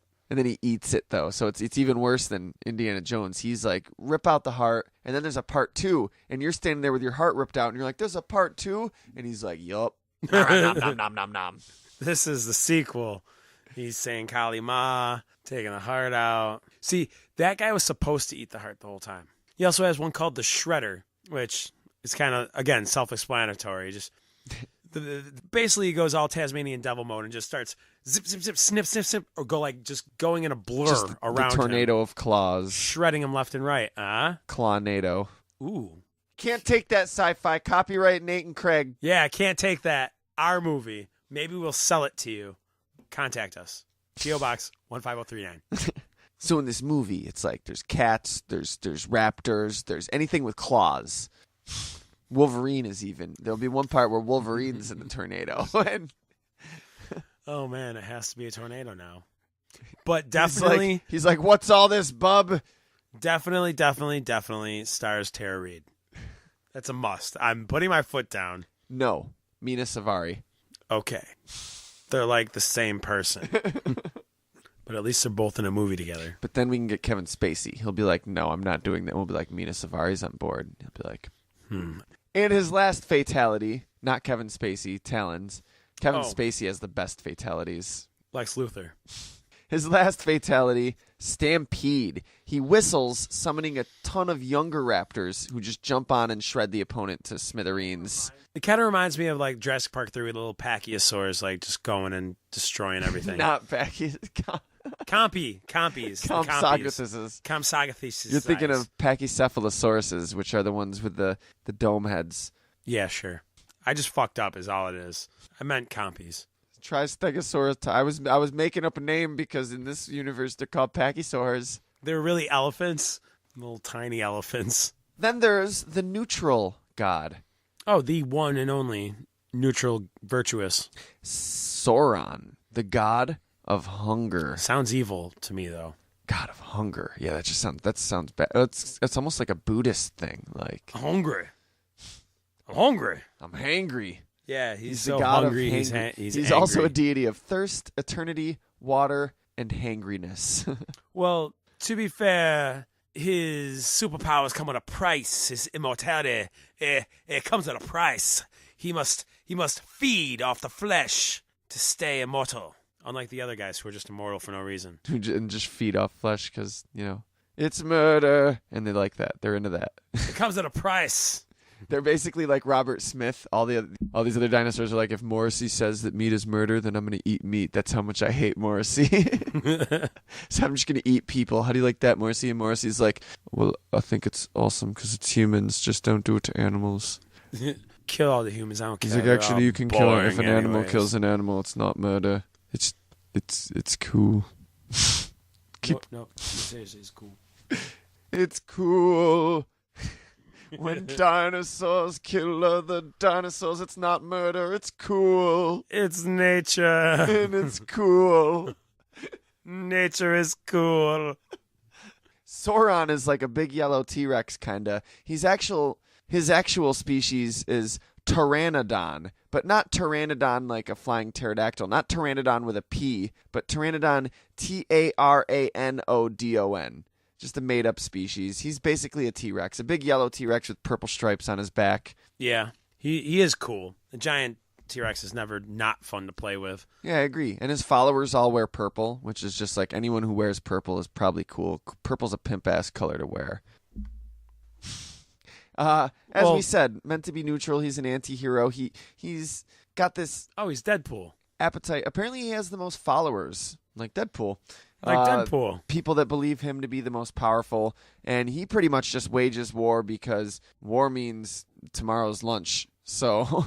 Yeah, of course. I mean, he's like, oh, well, they killed themselves, so now I don't feel bad about eating them. It's not murder, it's eating. If it's already dead and you eat it, that's gross, but it's not murder. But if you cook it, then it's murder again. His domain is the Cove. It's this craggy beach that was once the Greek islands, and you can see like crumbling structures in the background, like the Parthenon. The Parthenon, the temple. Illuminati. You know the temple, right? Yeah, I do know. The Greek temple. Yeah. That's good that those are still around. Like, it rearranged the tectonic everything plates. shift, but those were like...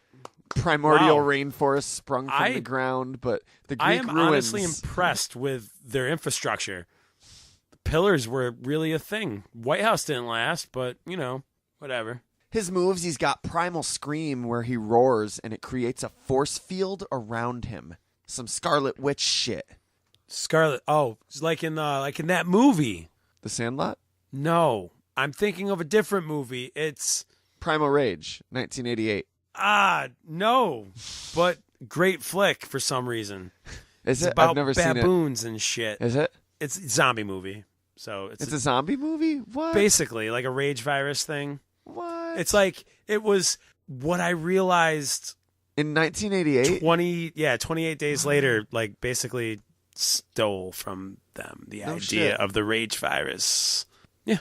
He's also got Earthquake Stomp, where he jumps on the ground so hard it sends the opponent flying towards him because physics. Oh, so he's like Jax. Cranium Crusher, basically a leaping headbutt. Leaping Bone Bash. Oh, he's totally Jax. I don't know why it's called Leaping Bone Bash. He jumps on the opponent and bites off flesh. Stun Roar, which he like roars out these like rings of sonic energy, like sound waves. Like Sonya Blade. No, that's later. Oh. Air throw, neck throw, chomp a human. Fatalities, though. Them finishers, though. Which ones? Well, there's Carnage. Oh, yeah. In which he dons the red symbiote uniform and he becomes a dinosaur version of Carnage. Oh, really? That'd be badass, right? I didn't even think of that, but that would be awesome. Yeah, it's not actually that, but that'd be pretty cool, you have to admit. It'd be two different games. You're glad I said it, because now... I am glad. Now I'm thinking about I put the idea in your head, I and you're wasn't like, thinking about it shit. at all, but now I'm totally thinking about it, and I won't not be thinking about it until I see it. Nah, he just grabs the opponent by their throat and shakes him around, like a pit bull. Much worse. That is... He's like, really? I'm a fucking T-Rex, and you're comparing me to compare the pit bull to me, motherfucker. I am much more vicious than a little dog. That thing is cute and protective, and can be trained by a good, loving owner to be a really well-behaved, awesome dog. Absolutely. Not me. I can't be contained. I'm a wildfire. I'm a motherfucking T-Rex. He does a little bit of flesh eating. Yeah, just disembowels and eats the opponent. Nom, nom, nom, nom, nom, nom. And then there's his third fatality, the Grape Crusher. Oh, that makes me reminds thirsty. me of like, really? I was thinking something way more violent, just like, grape crushing testicles. No, I am squishing your head. Why does your office smell like grapes? He jumps on the opponent and squishes him flat. Turns him into a pancake. Oh, he turns him into wine. Yeah. Get it? Crushes grapes. Yeah. It's like a whole Lucille Ball thing. He hikes up his pant legs. You can see his tattoo of Jar Jar Binks. Well, since Soren's the only neutral one, what we have left are the evil, destructive gods. The gods of chaos. Oh, no. Chaos is one of the gods. But he's the god of decay. He is the god of decay. He was, petrified within his own filth for eons. A god named Chaos that's not the god of chaos. That's chaos theory. Oh, man. That is Goldbluming hard. He's also a deity of power, evolution, and earth. Not earth, but... Not the new earth, but the old earth? The element earth. Oh, ground. Yes. Okay. He's also an Apsidius. He is one of Captain Planet's Planeteers. He was actually he's one of the enemies of Captain Planet's Planeteers. Oh, right, because he's the god of filth, basically. He's disgusting. His tribe color is yellow. He is the reason why parents became uproarious. He actually was originally a human. In the game... He was a shaman, right? He was a witch doctor. Yeah, a shaman or a witch doctor. Yeah. And Alvin and the Chipmunks sang about him. Oh, did they? Yeah, the first time you ever saw Alvin was talking about that witch doctor, the one that became Chaos. Giant monkey thing. And in the comic, he was actually a renegade scientist. And see, in the comic, there's this whole thing where they're like, oh, they're practicing the black magic that was responsible for the cataclysms, which people believe the cataclysms to be like God's judgment on the earth. And then the fact that they still kept being fucked up after the judgment is why he made the beasts war with each other. Man, the flying spaghetti monster is a cruel god. He gets drunk and he just does... Yeah, he reminds me of my stepfather. But that's mainly just because my stepfather also has meatballs for eyes and long tendrils of pasta. Oh, I was thinking more that gets drunk and likes to limbs. hit me. So Chaos is the gross one, the one that we were talking about. As we said, he was a scientist or a witch doctor, accidentally turned himself into an ape through an experiment or a spell gone awry. Right, and automatically became enamored with farts and peas. Well, he was made the god. He must have taken up the mantle of the god of decay. Maybe the other one finally farted himself to death. I don't know. The original god of decay farted himself to death. See, we're laughing at fart jokes. We're not above it. Fart jokes are usually not funny because I don't find farts funny in and of themselves. Oh, come on. They're funny sometimes. Anything can be joked about. Anything. Tragedy, anything can be joked about and made into a funny joke. But tragedy in and of itself is not funny. Farts in and of themselves are natural. Are not funny. Like tragedy. Tragedy is kind of natural. Sad as that sounds. Moment of silence. So he's just this big, gross, he's got grayish skin and wild brownish red hair. His alternate color, there's one that has green hair. He's nasty. Cool. He's the one that pukes. He shoots puke like a fireball. That's one of his things. And then he also gets on his he does a handstand and farts at somebody. yoga puke, yoga fart. Yoga farts, and then it just like a little cloud goes wafting towards the other character. And this definitely contributed to the game's edgy reputation among parents. So, in the comic, you say he was a scientist. Does that mean he was an evil scientist? He was a mad scientist or something. I don't He was know. a bad one? Yeah. Always fucking around with plants. He was a hangry scientist. Oh, yeah. See, the reason why he became the god of filth is because he was eating Taco Bells when the whole meteor was coming. It was Daryl all along. I told him. I warned him. Told you, Daryl. Just be a scientist. Don't try to be no fancy thing. Like a witch doctor. What do you got, a PhD in He was Wicca? a shaman. PhD in Wicca? Get that from the Indigo Girls. Where'd you get that? I read things about witches. So some of his moves, he's got the grab and throw, the power puke, the fart of fury. A poisonous green cloud of gas that he farts, which stuns the opponent. The ground shaker jumps and lands, creates this earthquake, which throws the opponent away from him. Flying butt slam. Which, ironically, is also an actual WWE wrestling move among the Divas division. When they do it, do they go, boing, hop? No, but it is a finisher. Boing, hop. They should say that. You should write to them and let them know. What is this, a Street Fighter game? No, it's Smash Brothers. It's when Yoshi Jesus. Whatever. I thought you only played with Link. The battering ram, where he just kind of charges with his shoulder forward, some football shit or whatever. He was a Browns fan. The Chomp-a-Human. But now, this is where we get into the real, the fatalities. So, fatalities. We have the R. Kelly. The infamous one that got this game pulled from stores. Acid P, the Golden Shower. And it's called the Golden Shower. That's the name of this fatality, the official name. He pisses acid pee on the opponent, melts him away to just bone. Yeah, so what's different from the R. Kelly? It's the same thing. R. Kelly's doesn't disintegrate your skin, just your self-esteem. Are you sure, though? Are you sure it doesn't do both? But if you tried to do this move on the SNES, it actually wouldn't work. It would flash the no sign, the little, the Ghostbusters. Really? No, because without the ghost. Because, of course, Nintendo is for kiddies, and it's like, nope, we blocked this. There's also the cannonball, and this one's just weird. It can only be done in an arena that has water. He just does a cannonball into the water. He's like, I beat you. Peace. Yeah. I'm going swimming. He just does a cannonball into the water. Jumps behind the background into the water, right? That's it. Yeah. Nothing happens to the opponents. Deuces.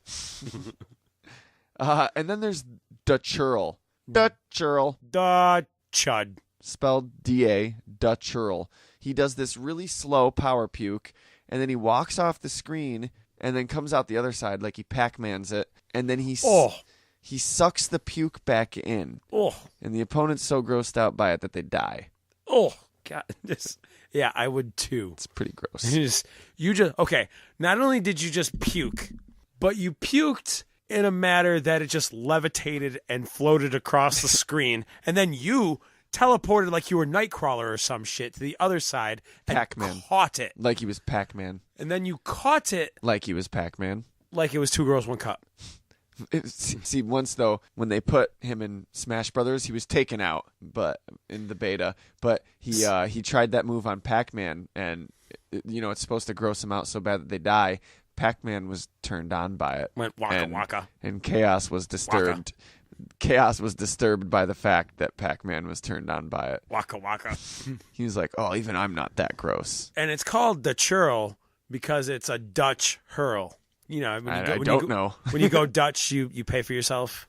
So you hurl, but you do it Dutch, so you catch your own hurl. You don't have another person to catch it for you. Maybe stretching? Moving on. Next is Satan in dinosaur form. Oh, El Diablo. Well, minus the Pentaceratops. El Diablo. The god of evil. Also a deity of destruction, torment, and fire. Also a palette swapped Sauron. What's the diff? Different pixels. And Chaos is, of course, a palette swap of Blizzard. 4 of these 7 fighters are palette swaps. Diablo is also a Pteranodon. I'm going to call him Pteranodon to separate it from The Pteranodon. Yeah. He's blood red with black stripes on his back. But his alternate colors, there's a dark green one with brown stripes and an orange one with red stripes. Yeah. And he also breathes fire. He breathes fire, and he's just this horrible sadist that just thrives on inflicting pain and agony. His end game is to create hell on Earth, right? Yeah, basically turn Earth into this infernal hell. And he's bastard. believed to be evil incarnate by his followers and his, his detractors. Antagonists? Also known as the Trumposaurus.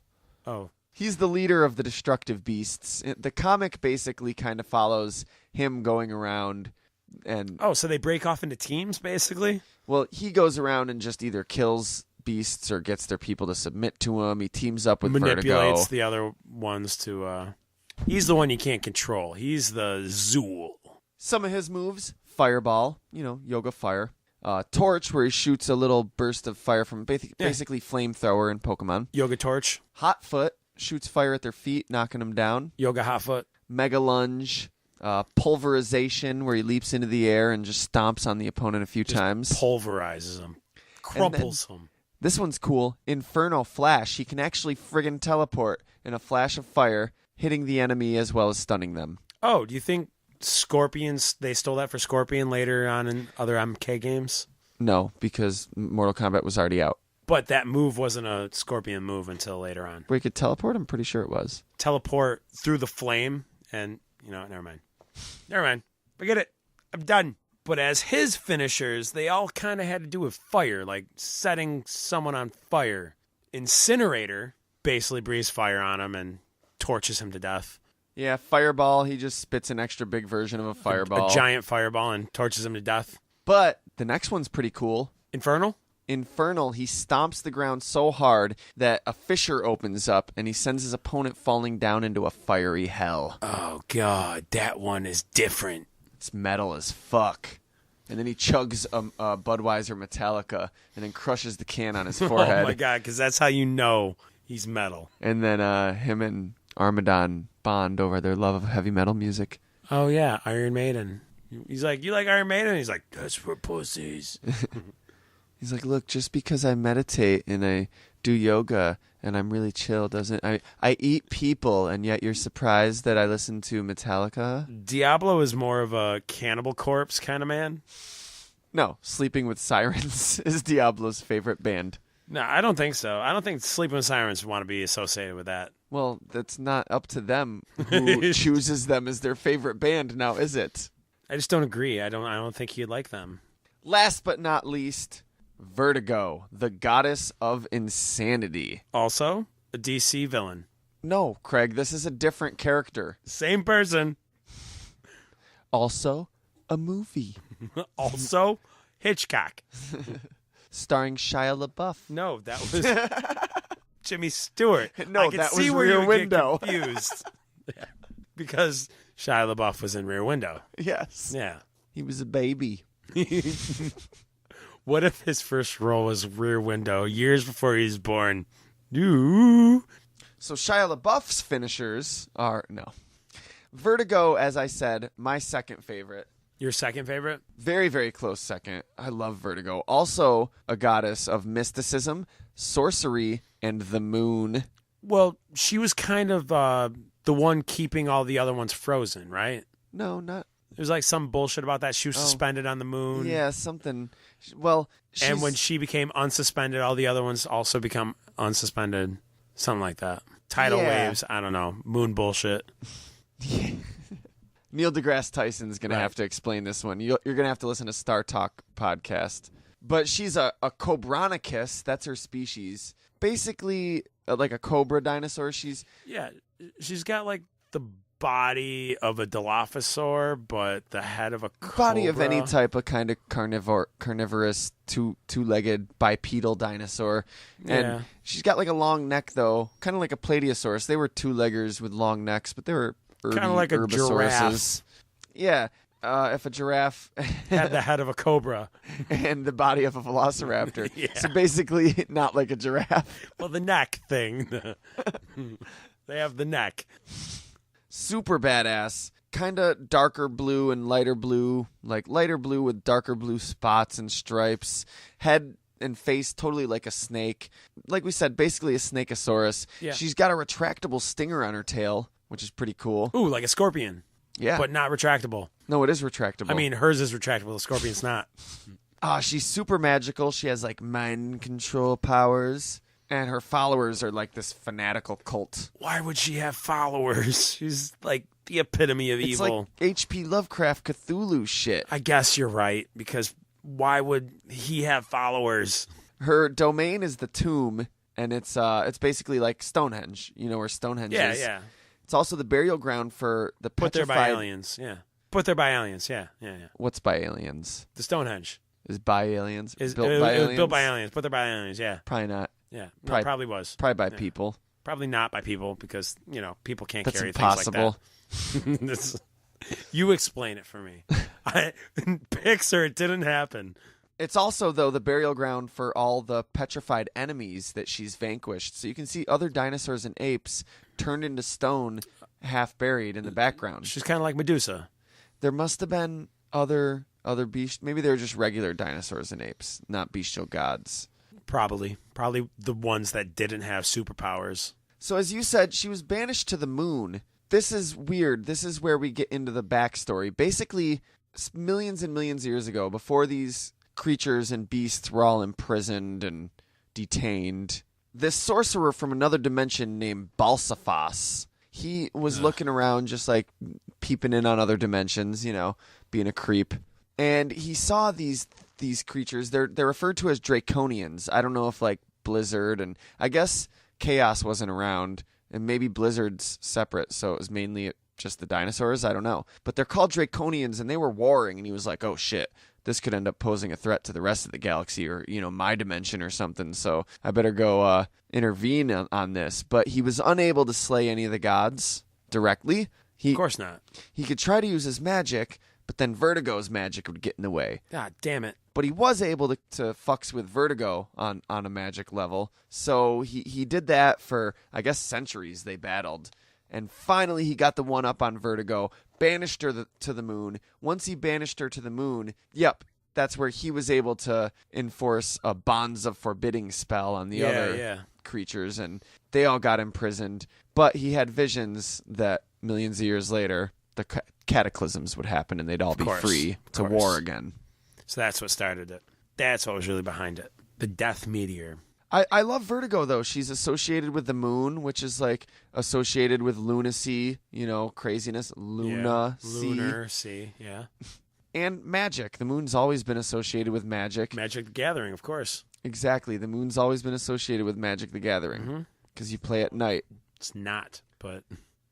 She's got Venom Spit for a move where, she spits purple acid at the opponent. Oh, kind of like Reptile. Voodoo Spell, where she shoots short-range hypnosis rings that stun the opponent.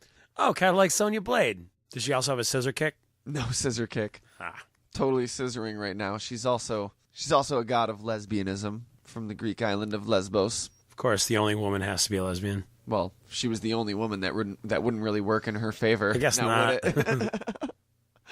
So where are my followers? She's a female, though, Craig. She's not a woman. She's a reptilian cobra dinosaur beast. The only lady dino. She's like, I may not be a woman, but I'm damn sure a lady, and I will get my $2 drink. Thank you very much. Stomps her foot, turns around, walks out. And then the best name for any of these moves, Come Slither. Best move name ever. Come slither away. Come slither away. Come slither away with me. It's like Come Hither, but it's Come Slither. She just lashes her tail at their feet and drags them over, but she named it Come Slither. That was actually the name of her True Blood fanfic that she was writing. And then later, as she got older, she decided to rewrite it, take out all the references to reptilian snake people that were in it, and just make it about regular people, and she renamed it 50 Shades of Grey. Oh, okay. Whips and shit. Instead of the tail, it was a whip. No, she changed it from that to a Twilight fanfic, and then from that to 50 Shades of Grey.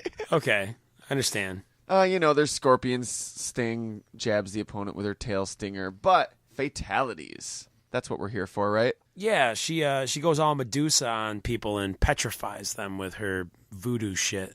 Yeah, one of her moves is petrify. Turns them into stone. And then Scorpion stings the stone to pieces. Yeah. Oh, yeah, of course. So they don't even get the honor of being put up on the shelf with her other people that she's turned to stone. Then there's Shrink and Eat, in which she shrinks them. I did not know her tail was not only a stun ray, but also a shrink ray. And then she eats them. I gotta say, this isn't as good a name as Come Slither. Shrink and Eat, a little on the nose. It's a little on the nose. Well, how about the next one? La vache kirit. Okay, I know I said the last one was kind of lame, but now you're just overdoing. Now you're trying too hard, Vertigo. That's real. Oh, I thought you were telling me I was trying too hard. I'm like, but it's real. Yeah, it's like French. This one's awesome, though. She uses her mystic powers to turn the opponent into a cow, and then the cow runs away. It's with holding a sandwich board that says "Eat more chicken." And the cow looked at me. And then he laughed. Cow looked at you.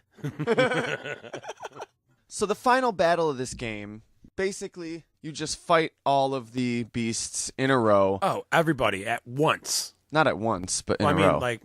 But you don't get a break. You don't get any. You don't refill your life. Exactly. Before the game, you get to do a mini game called Feeding Frenzy, where you just eat as many humans and pterodactyls as possible. And what does that do for you? It extends your HP bar, so you have more HP to enter this fight with. Now, before the mini game, it gives you a different message. Depending on who you are. To Armadon, it says, to give you strength for the final confrontation, your tribe sacrifices itself to you. Oh, and you just thought, now it's okay to eat your own tribesmen. To Blizzard, it says, now dine on a fine feast of followers. Yes. To Chaos, it says, chow down, it's a pagan picnic. Okay. To Diablo, it says, feasting frenzy. That's it. To Sauron, it says, eat of your tribe that you might remain immortal. Probably should have stuck also with feasting frenzy. It's further solidifying the fact that he has to keep eating he will die. Which he's the only. Again, though, that goes for all of us. I was about to say, so that kind of means he's not immortal. Yeah. Wait, you're immortal, but if you don't keep eating, you die. So does that mean I'm immortal? What if I shoot you? Oh yeah, I'll totally die. You can't just shoot someone. I guess it depends where. If you shoot me in my foot, I'll probably be fine. No, dude, you're not immortal. You're just like the rest of us, but you're a dinosaur. But there's no guns. Oh, dinosaur. That's the word. What did I say? Immortal? Immortal. You meant dinosaur. What's the diff? I know. I get them confused too sometimes. Because the dinosaurs didn't die off. That is scientific propaganda meant to make you believe in the flying spaghetti what's-it, and not our good Lord Jesus Christ. Moving on. Can I get an amen? For Talon, it says, chew up as many humans as you can. He's like, no, I'm going to save some for my kids. And for Vertigo, it says, oh, Ja, swallow the tiny humans whole. Cha, eats the humans. I love how he says, most Germans say Ja, but I feel like Klaus says Cha. Like he's Jay-Z or something over here. Chia. Cha. Or Pikachu. Cha. Oh, you're so stupid. Pikachu? So now let's take a look at the ending, shall we? Sure. All of them? All of them. All of them?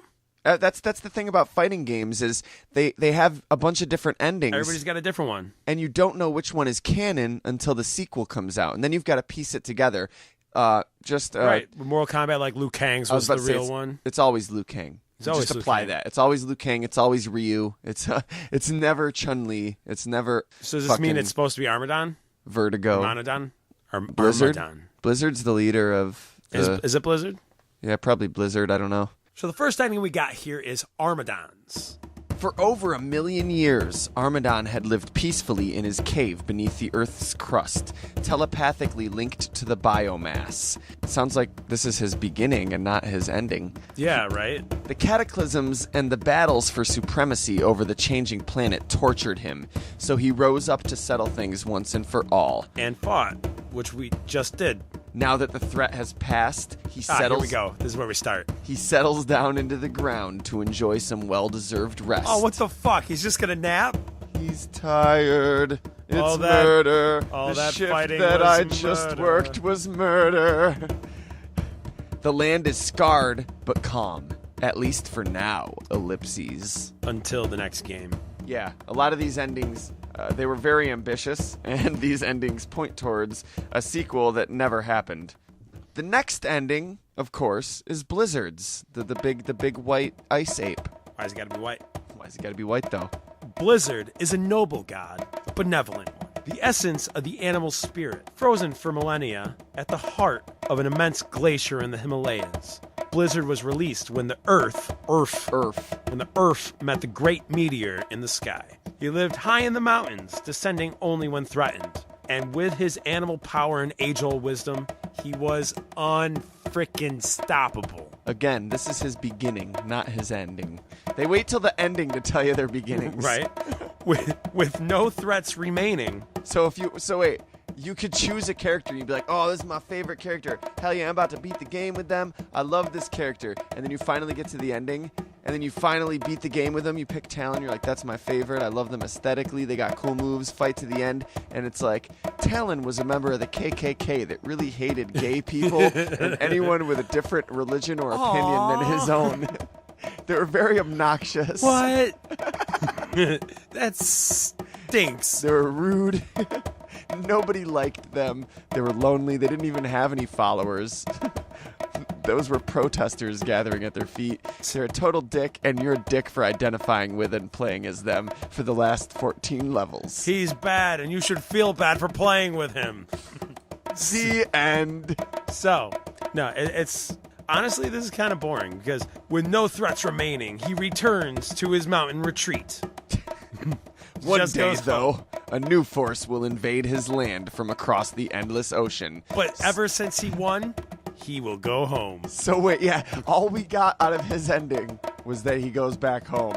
Wait, that's all Armadon did too. He went back home and Yeah. started meditating. He was already, it wasn't like that was a character arc and he's like, now I've learned the importance of meditation. He's like, now I've known the importance of meditation all And I will along. continue to do what I was doing before I started this.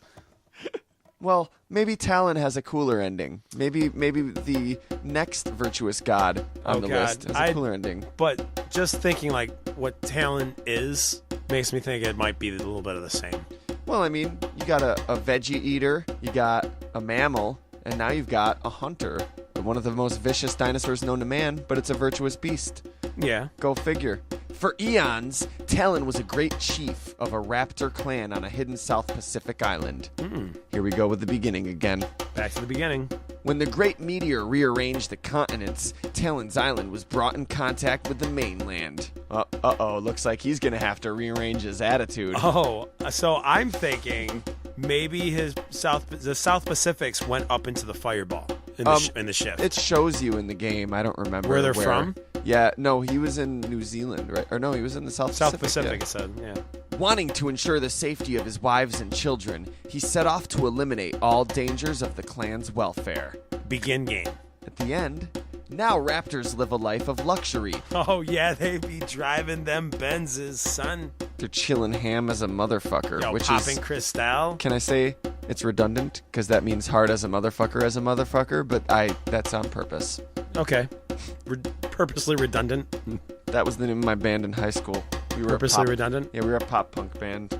Living the life of luxury. Like, only peasants don't know what this is like. We sounded like Newfound Glory, but for kids. So Newfound Glory. They sounded like Silver Sun pickups, but for 14-year-old girls. Oh, so like Sleeping with Sirens. Exactly. Yes. Got it. My favorite thing about Talon's ending, though, is like the picture that accompanies it is just him and other raptors just chilling, laying back, lounging, maxing, relaxing, Right, they chilling, got- all cool, shooting some b-ball outside of the school. Oh, but then there were a couple of guys that blew up no good. No, that was the beginning. Oh, that was the beginning. Okay.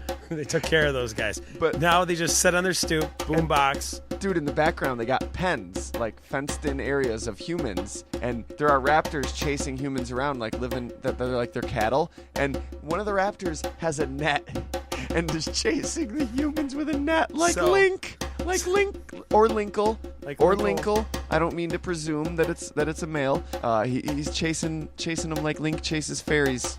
That's pretty funny because they're just out there hunting the most dangerous sport known to man. Man. The most dangerous sport known to the animal kingdom. Man. Because we're on the receiving end of that sport usually. Yeah. Well, the next ending we get to witness is Sauron's. And it goes like this. Sauron is the god of hunger. And it goes a little something like this. Blah, blah, blah, yada, yada, yada. Everything we told you at the beginning already about this creature.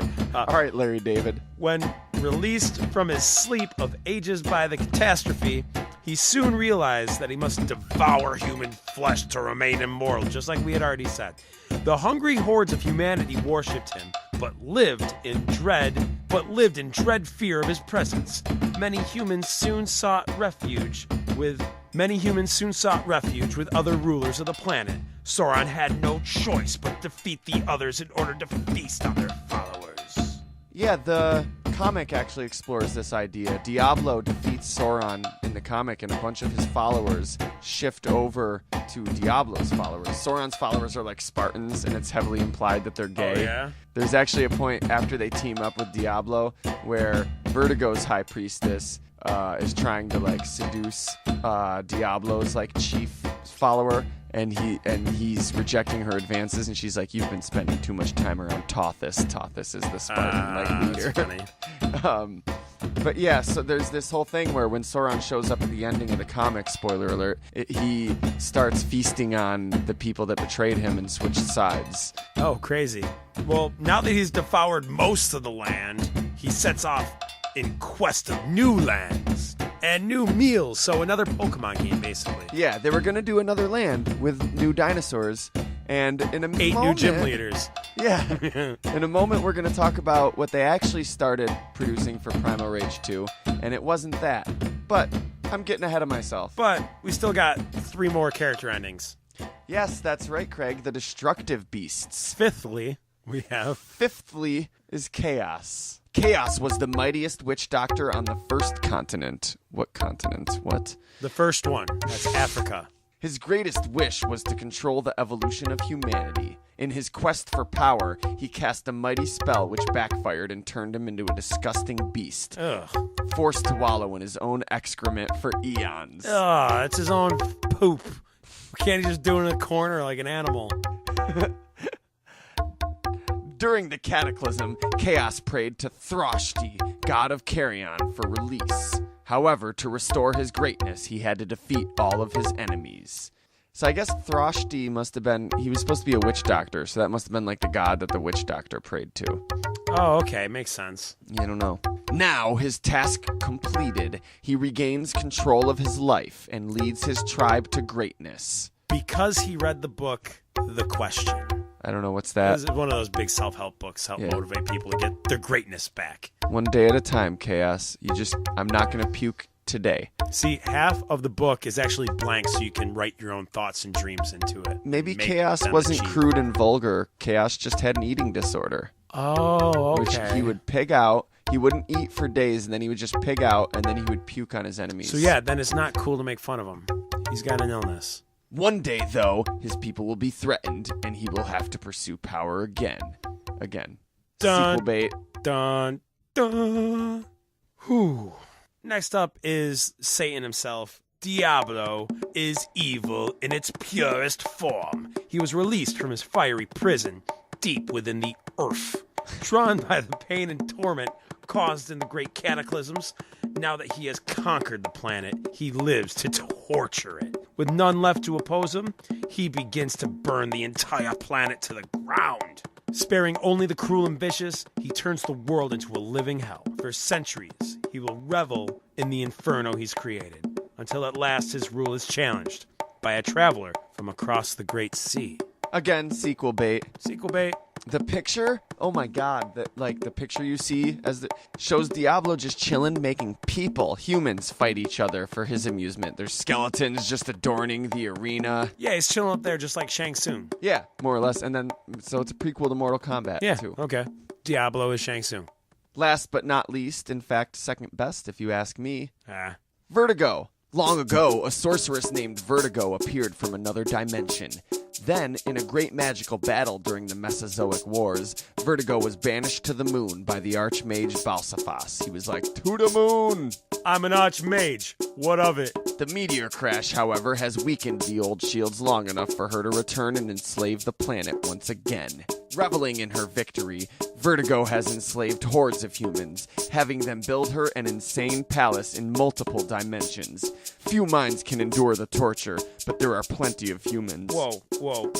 We're now jumping dimensions? Yeah, dude. Multi-dimensional rifts?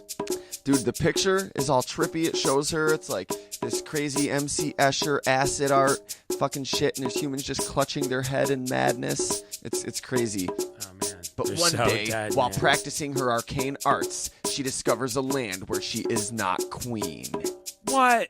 Again, Gotta make her queen of that land. there was gonna be a new region, but never panned out. Ended up becoming the Johto region. However, a Primal Rage 2 was put into production. It just never ended up seeing the light of day. Oh, really? I thought, like, they released, at least I saw, endings for characters for Primal Rage 2 on YouTube. Was the game, like, made but not really put out? Endings, really? Yeah, it was just like text crawl, you know? Oh man, I didn't see the endings. But it was for human warriors. I didn't think you could get that far, really. Oh, you didn't see it? Not the endings. I didn't think you could get that far in the game, but yes, you can. You're right. Oh man. Yeah, schooled Nathan. Well, yeah, you can because there's actually a working, arcade version of the game. We should have got into their endings. We're not going to get that deep into it. You know, fuck it. Maybe someday we could do a Primal Rage 2. Yeah. Nah. No. Yeah, we'll run out of ideas sooner or later. Yeah. Primal Rage 2, The Fellowship of the Ring. We're definitely going to do Sonic Spinball before that. Primal Rage 2 centers around, as you said, human warriors and not dinosaur warriors. So the actual clans themselves, right? Basically, the gods end up becoming detained and trapped and imprisoned again, so they have to use their shaman, their chief shaman, a representative of their tribe, their followers and worshippers and cults, to fight in their name, and they actually bestow them with the power to take the form of the god for 1 hour a day. So do they fight as... Yes, you can turn into the gods. But you could also fight as just humans. Yeah. So if you turn into the gods and the other person doesn't turn into the god, then you're just stomping on like a tiny human. No, I think you're the same size still. Oh, okay. You just transform into the... Yeah. So it's more like Altered Beasts. But it is more like actual Mortal Kombat because they're human. That's what a lot of people don't like about it, and I think one of the reasons it probably didn't come out too, because that's not what we want. You wanted the dinosaurs. Yeah, Primal Rage is about dinosaurs. I don't care about the clans. The fun part was eating the clans members. They're not supposed to get faces. I'll give it this. I don't absolutely hate the idea of introducing human fighters into a Primal Rage game, but not Primal Rage 2. That could be an experimental direction you could take for a game or two later on once the franchise has established itself as a bestial fighter. You know? Primal Rage 2... And then there's one giant man. What we wanted out of Primal Rage 2 and what you hinted at in the game, the first game, was that there would be more dino beasts and more mammal beasts. And to be fair, there was one more virtuous beast and one more evil beast. There was a final boss who was actually intended for the first game. Oh, no shit. Necrosan. I did see a lot of that while looking through the endings of Primal Rage 2. Basically, the idea was that meteor that caused the cataclysms, that was an egg. And when it cracked open, Necrosan came out. He's like a muscular and skeletal dragon, like skeletal wings. You can see his muscles. He's freaky and evil looking. Cool. It still could be possible that it was done by the bugs from Klendathu. Well, this is what it says on the back of his toy box, because they released a toy of Necrosan and Slashfang, the new virtuous god. They made tons of toys, didn't they? Both of those were released. Well, they made a toy for each god, if you'd consider... Tons. 9 tons. Tons. In the actual dinosaurs' weight? Yes. Very many tons. Necrosan's toy profile said, Who dares peer into the abyss of pain, fear, hopelessness, and the screaming lunacy of hunger? Oh, God, he's Cthulhu. then stare into the eyes of Necrosan. That's assuming you said yes. What if they were like, none of us want to? No. And they'd be like, Then sorry. stare into the eyes of Necrosan and they'll take you Someone home. else. Yeah, stare into the eyes of some like a loved one, maybe. A loved one? I don't know. I wasn't prepared for this. I thought someone would say everybody yes. wanted to. Yeah. Why? What are you doing? Why are you even picking up this toy? Put it back. Clearly, you're not ready. Make me look like an asshole. Fuck. You're like one of those people that comes to a comedy show and sits in the front row just to cross your arms and not laugh. And just look sternly.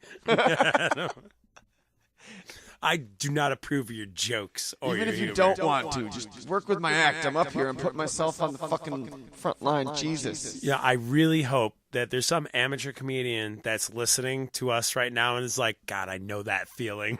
That Or fucking asshole some amateur writer for toy promo cards is going to make the disapproving heckler. It's a new toy. From the eternal sea of madness, he being Necrosan, rises to form armies of primal followers on every planet. His purpose is to feed on every speck of life present on Earth. And then he will find another planet to annihilate, gnawing away its life force limb from limb. Necrosan's terrifying wing stab attack pierces the very heart of fear as the god of death. He resided within the meteor that came into contact with the Earth. He was unleashed upon the world when he broke free of his prison, and his undead armies descended. Yeah, in the book, there's a book.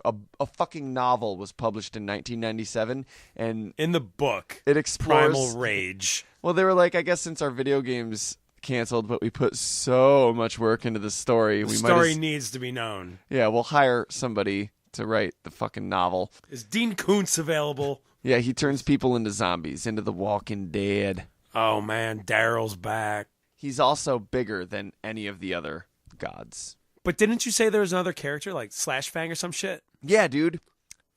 Yeah, dude, totally. High five. 90s. Extreme. His fangs slash. All I can picture for some reason is prehistoric Ninja Turtle. No, Slash. It's not that he slashes with his fangs. He just has fangs, and he's really into Slash fan fiction. Oh, okay. He writes a lot of Slash fan fiction. Slash Fang. Yes. Makes sense. Well, from the back of the toy box, Slash Fang was a saber-toothed tiger. He had a tiger fur pattern, black face. He's in blackface. What a racist. This is the character that you play to the end of the game, and it's like, finally, he succeeded in his blackface act. It's pretty bad.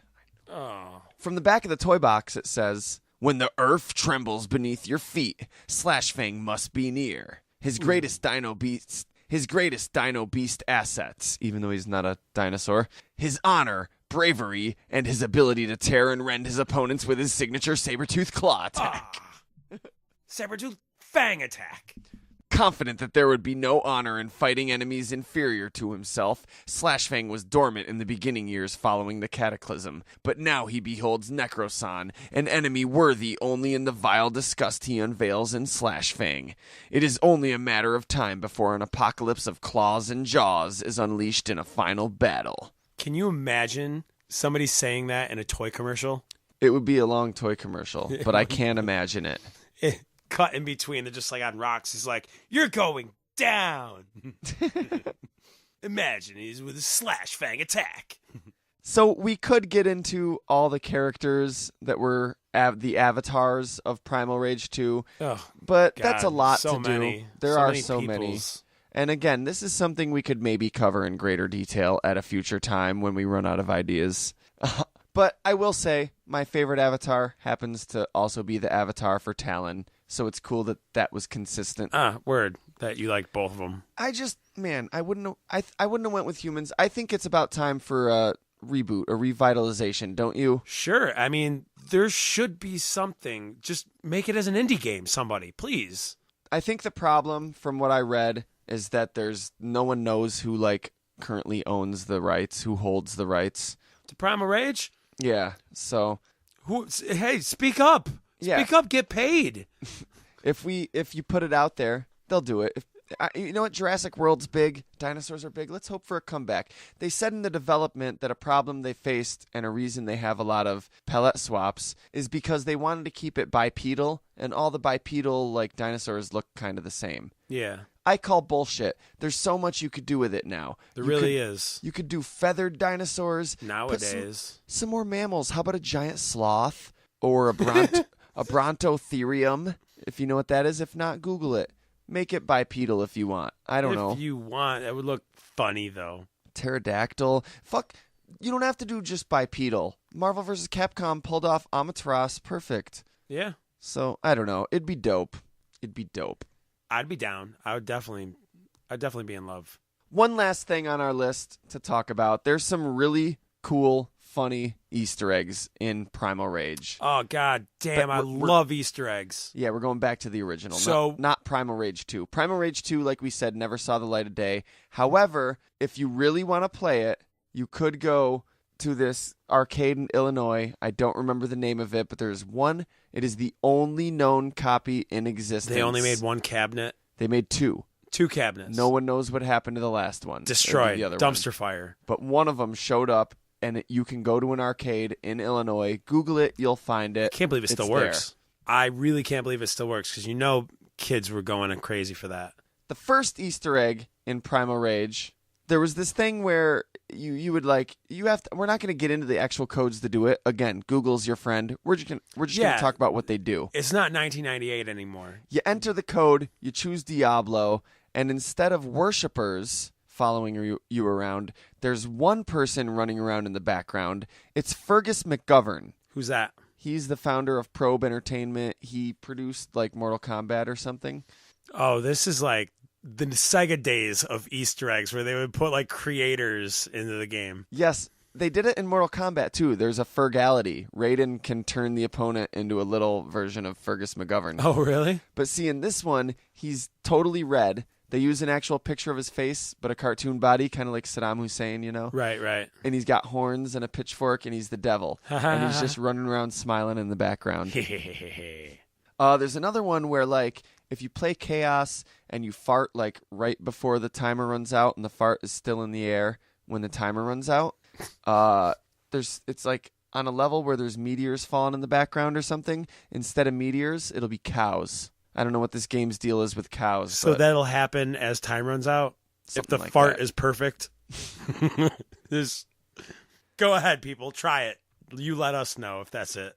You can also launch your followers into the air. Like, you can hit one of your followers when they come close, and it sends them flying in the air. Now, if you do that, and your opponent hits them while they're in the air... Oh, you got to play volleyball, right? It'll hit them back, and you can if you keep hitting them back and forth and volleying them without letting them hit the ground, just back and forth in the air, eventually, dude, a net pops up, a referee on his big, tall referee chair pops up, and a 30-second clock comes up. The regular clock freezes. You get 30 seconds where you get to play an actual game of volleyball with the people back and forth. Oh, man, that's awesome. Now I'm sold. Let's do this. How much was it? $70 on Amazon? Dude, even cooler than that, the last one. You set up the code or whatever. 2 different Armadons are set up to fight each other, but as they're about to fight, they both turn around and walk to the right side of the screen and then stand there. A bunch of followers come up on the left side of the screen, form a triangle, and you bowl. You roll, the Armadons roll into a ball, and you can guide the direction with the D-pad, and they bowl for followers, for that's crazy. Cult members. So, like, the cult members are the pins. Yeah, exactly. Awesome. That's awesome. It is. It's so fucking cool. Great game, great sense of humor. This fighting game allows you, as an Easter egg, to turn into a bowling game. Woo! But it's clever and it's creative and it's cool. Yeah, it is funny. Especially in the days of 16-bit systems. So this was Wii Tennis and Wii Bowling before Wii Tennis and Wii Bowling. But it wasn't. But it wasn't. It was a fight. Yeah, it had no motion controls. It wasn't at all Wii Tennis or Wii Bowling. It wasn't even a Nintendo system. Well, Super Nintendo, I guess. I'll just say, if dinosaurs played sports, I'd watch sports. That's the take-home on this. I just say, if dinosaurs played sports, I would first want to make sure I know why dinosaurs are around. Me too. Let's delve into that first. And are they just there for our amusement? Are they like zoo animals now?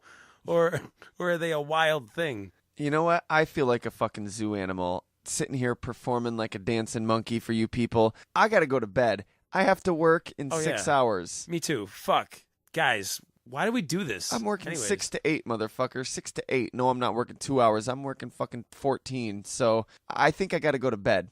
And if next week's episode doesn't get out on time, I'm working fucking 6 to 8. I don't even know the numbers anymore. It's okay. It's okay. Hey, remember, we can just fair enough it. Yeah, let's just fair enough this. Let's go to bed. We're going to cut out. Later. I'm going to bed. Craig's going home and going to bed. Yep. And I'll come back later, and Nathan from the future will record the plugs. Just want you to know, I love you all. We appreciate you. I love you all. Appreciate, Craig. My appreciation is much deeper than yours. I love them all. But you know what's funny is I keep telling you that makes it awkward, and yet you keep doing it. You're making the audience uncomfortable. Oh, no, I'm not. The audience may not be ready to say it back yet. Yeah, you out there listening. How do you like that? You like it, don't you? The audience is like, look, I like you as entertainment at work. I like you. I like you as a podcast. I like you, but I'm not in like with you. Hey, it's me, Nathan from the future, just coming in because Nathan from the past was too lazy to just spend literally like 1 more minute. I know you had to work in 6 hours, but you know what? I'm not going to be a dick. Nathan from the past worked really fucking hard this last week, 2 weeks, 3 weeks. It feels like just one long day. So I'm so sorry this episode took so long to get out. It's a full week late by this point. We're really busting our ass. We're working on a really cool Christmas special for you guys. We're doing a Christmas special for Sylph Radio and literally hashtag that retail life all day, every day, working around the clock. I'm trying to really do this quickly so I don't have to edit none of this shit. Just put it the fuck up and get it out there. Please go like our Facebook page. We really need that help on Facebook. 300 something of you like it right now. I know there's at least, between 1,000 and 2,000 of you that are regularly listening. So like the fucking Facebook page, brah. I'm not asking much of you. Also, like the Twitter. Well, you don't like Twitter pages. Follow the Twitter. I don't know. I'm not an old fogey. Follow our Twitter. Like our tweets. Favorite our tweets. Subscribe to our YouTube. Like the YouTube videos. Anything that can help send the message to other people that this podcast is worth their time, be they prospective listeners or prospective sponsors. Go check out our new series, Fair Enough. It's a companion series to Fairpoint. You're bound to like it if you like Fairpoint. It's a little looser, a little more just discussion-based. We got guest stars on there all the time. We do all sorts of like movie, comic book reviews, and detail the whole plot for you too, so you're not just out of the loop if you've never seen it. Spoiler heavy though. Check out Sylph Radio. That's our Pokemon podcast. It's dope as fuck. It's really blowing up. We got like 23 episodes or something. Like I said, there's a Halloween episode coming up soon.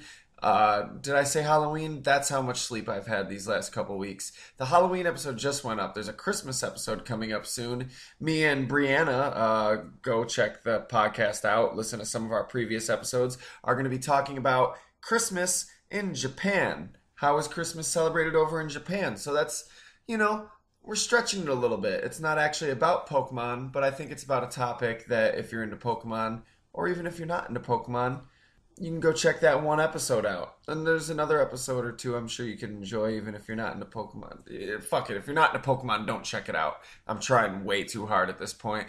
I need to go to bed because I also need to get up for work in like 6 hours. It never ends. Black Friday is still continuing to happen even as you listen to this, even if you're listening to this in 2017 in March. I'm going to bed from the secret room. That was Craig, I don't know, I'm not good at doing this, Lewis. And I'm Nathan K. Thank you for listening. Tune in next week. We're talking Zen Cones. That's right, our first sequel, Zen Koans Part 2. Thanks for listening.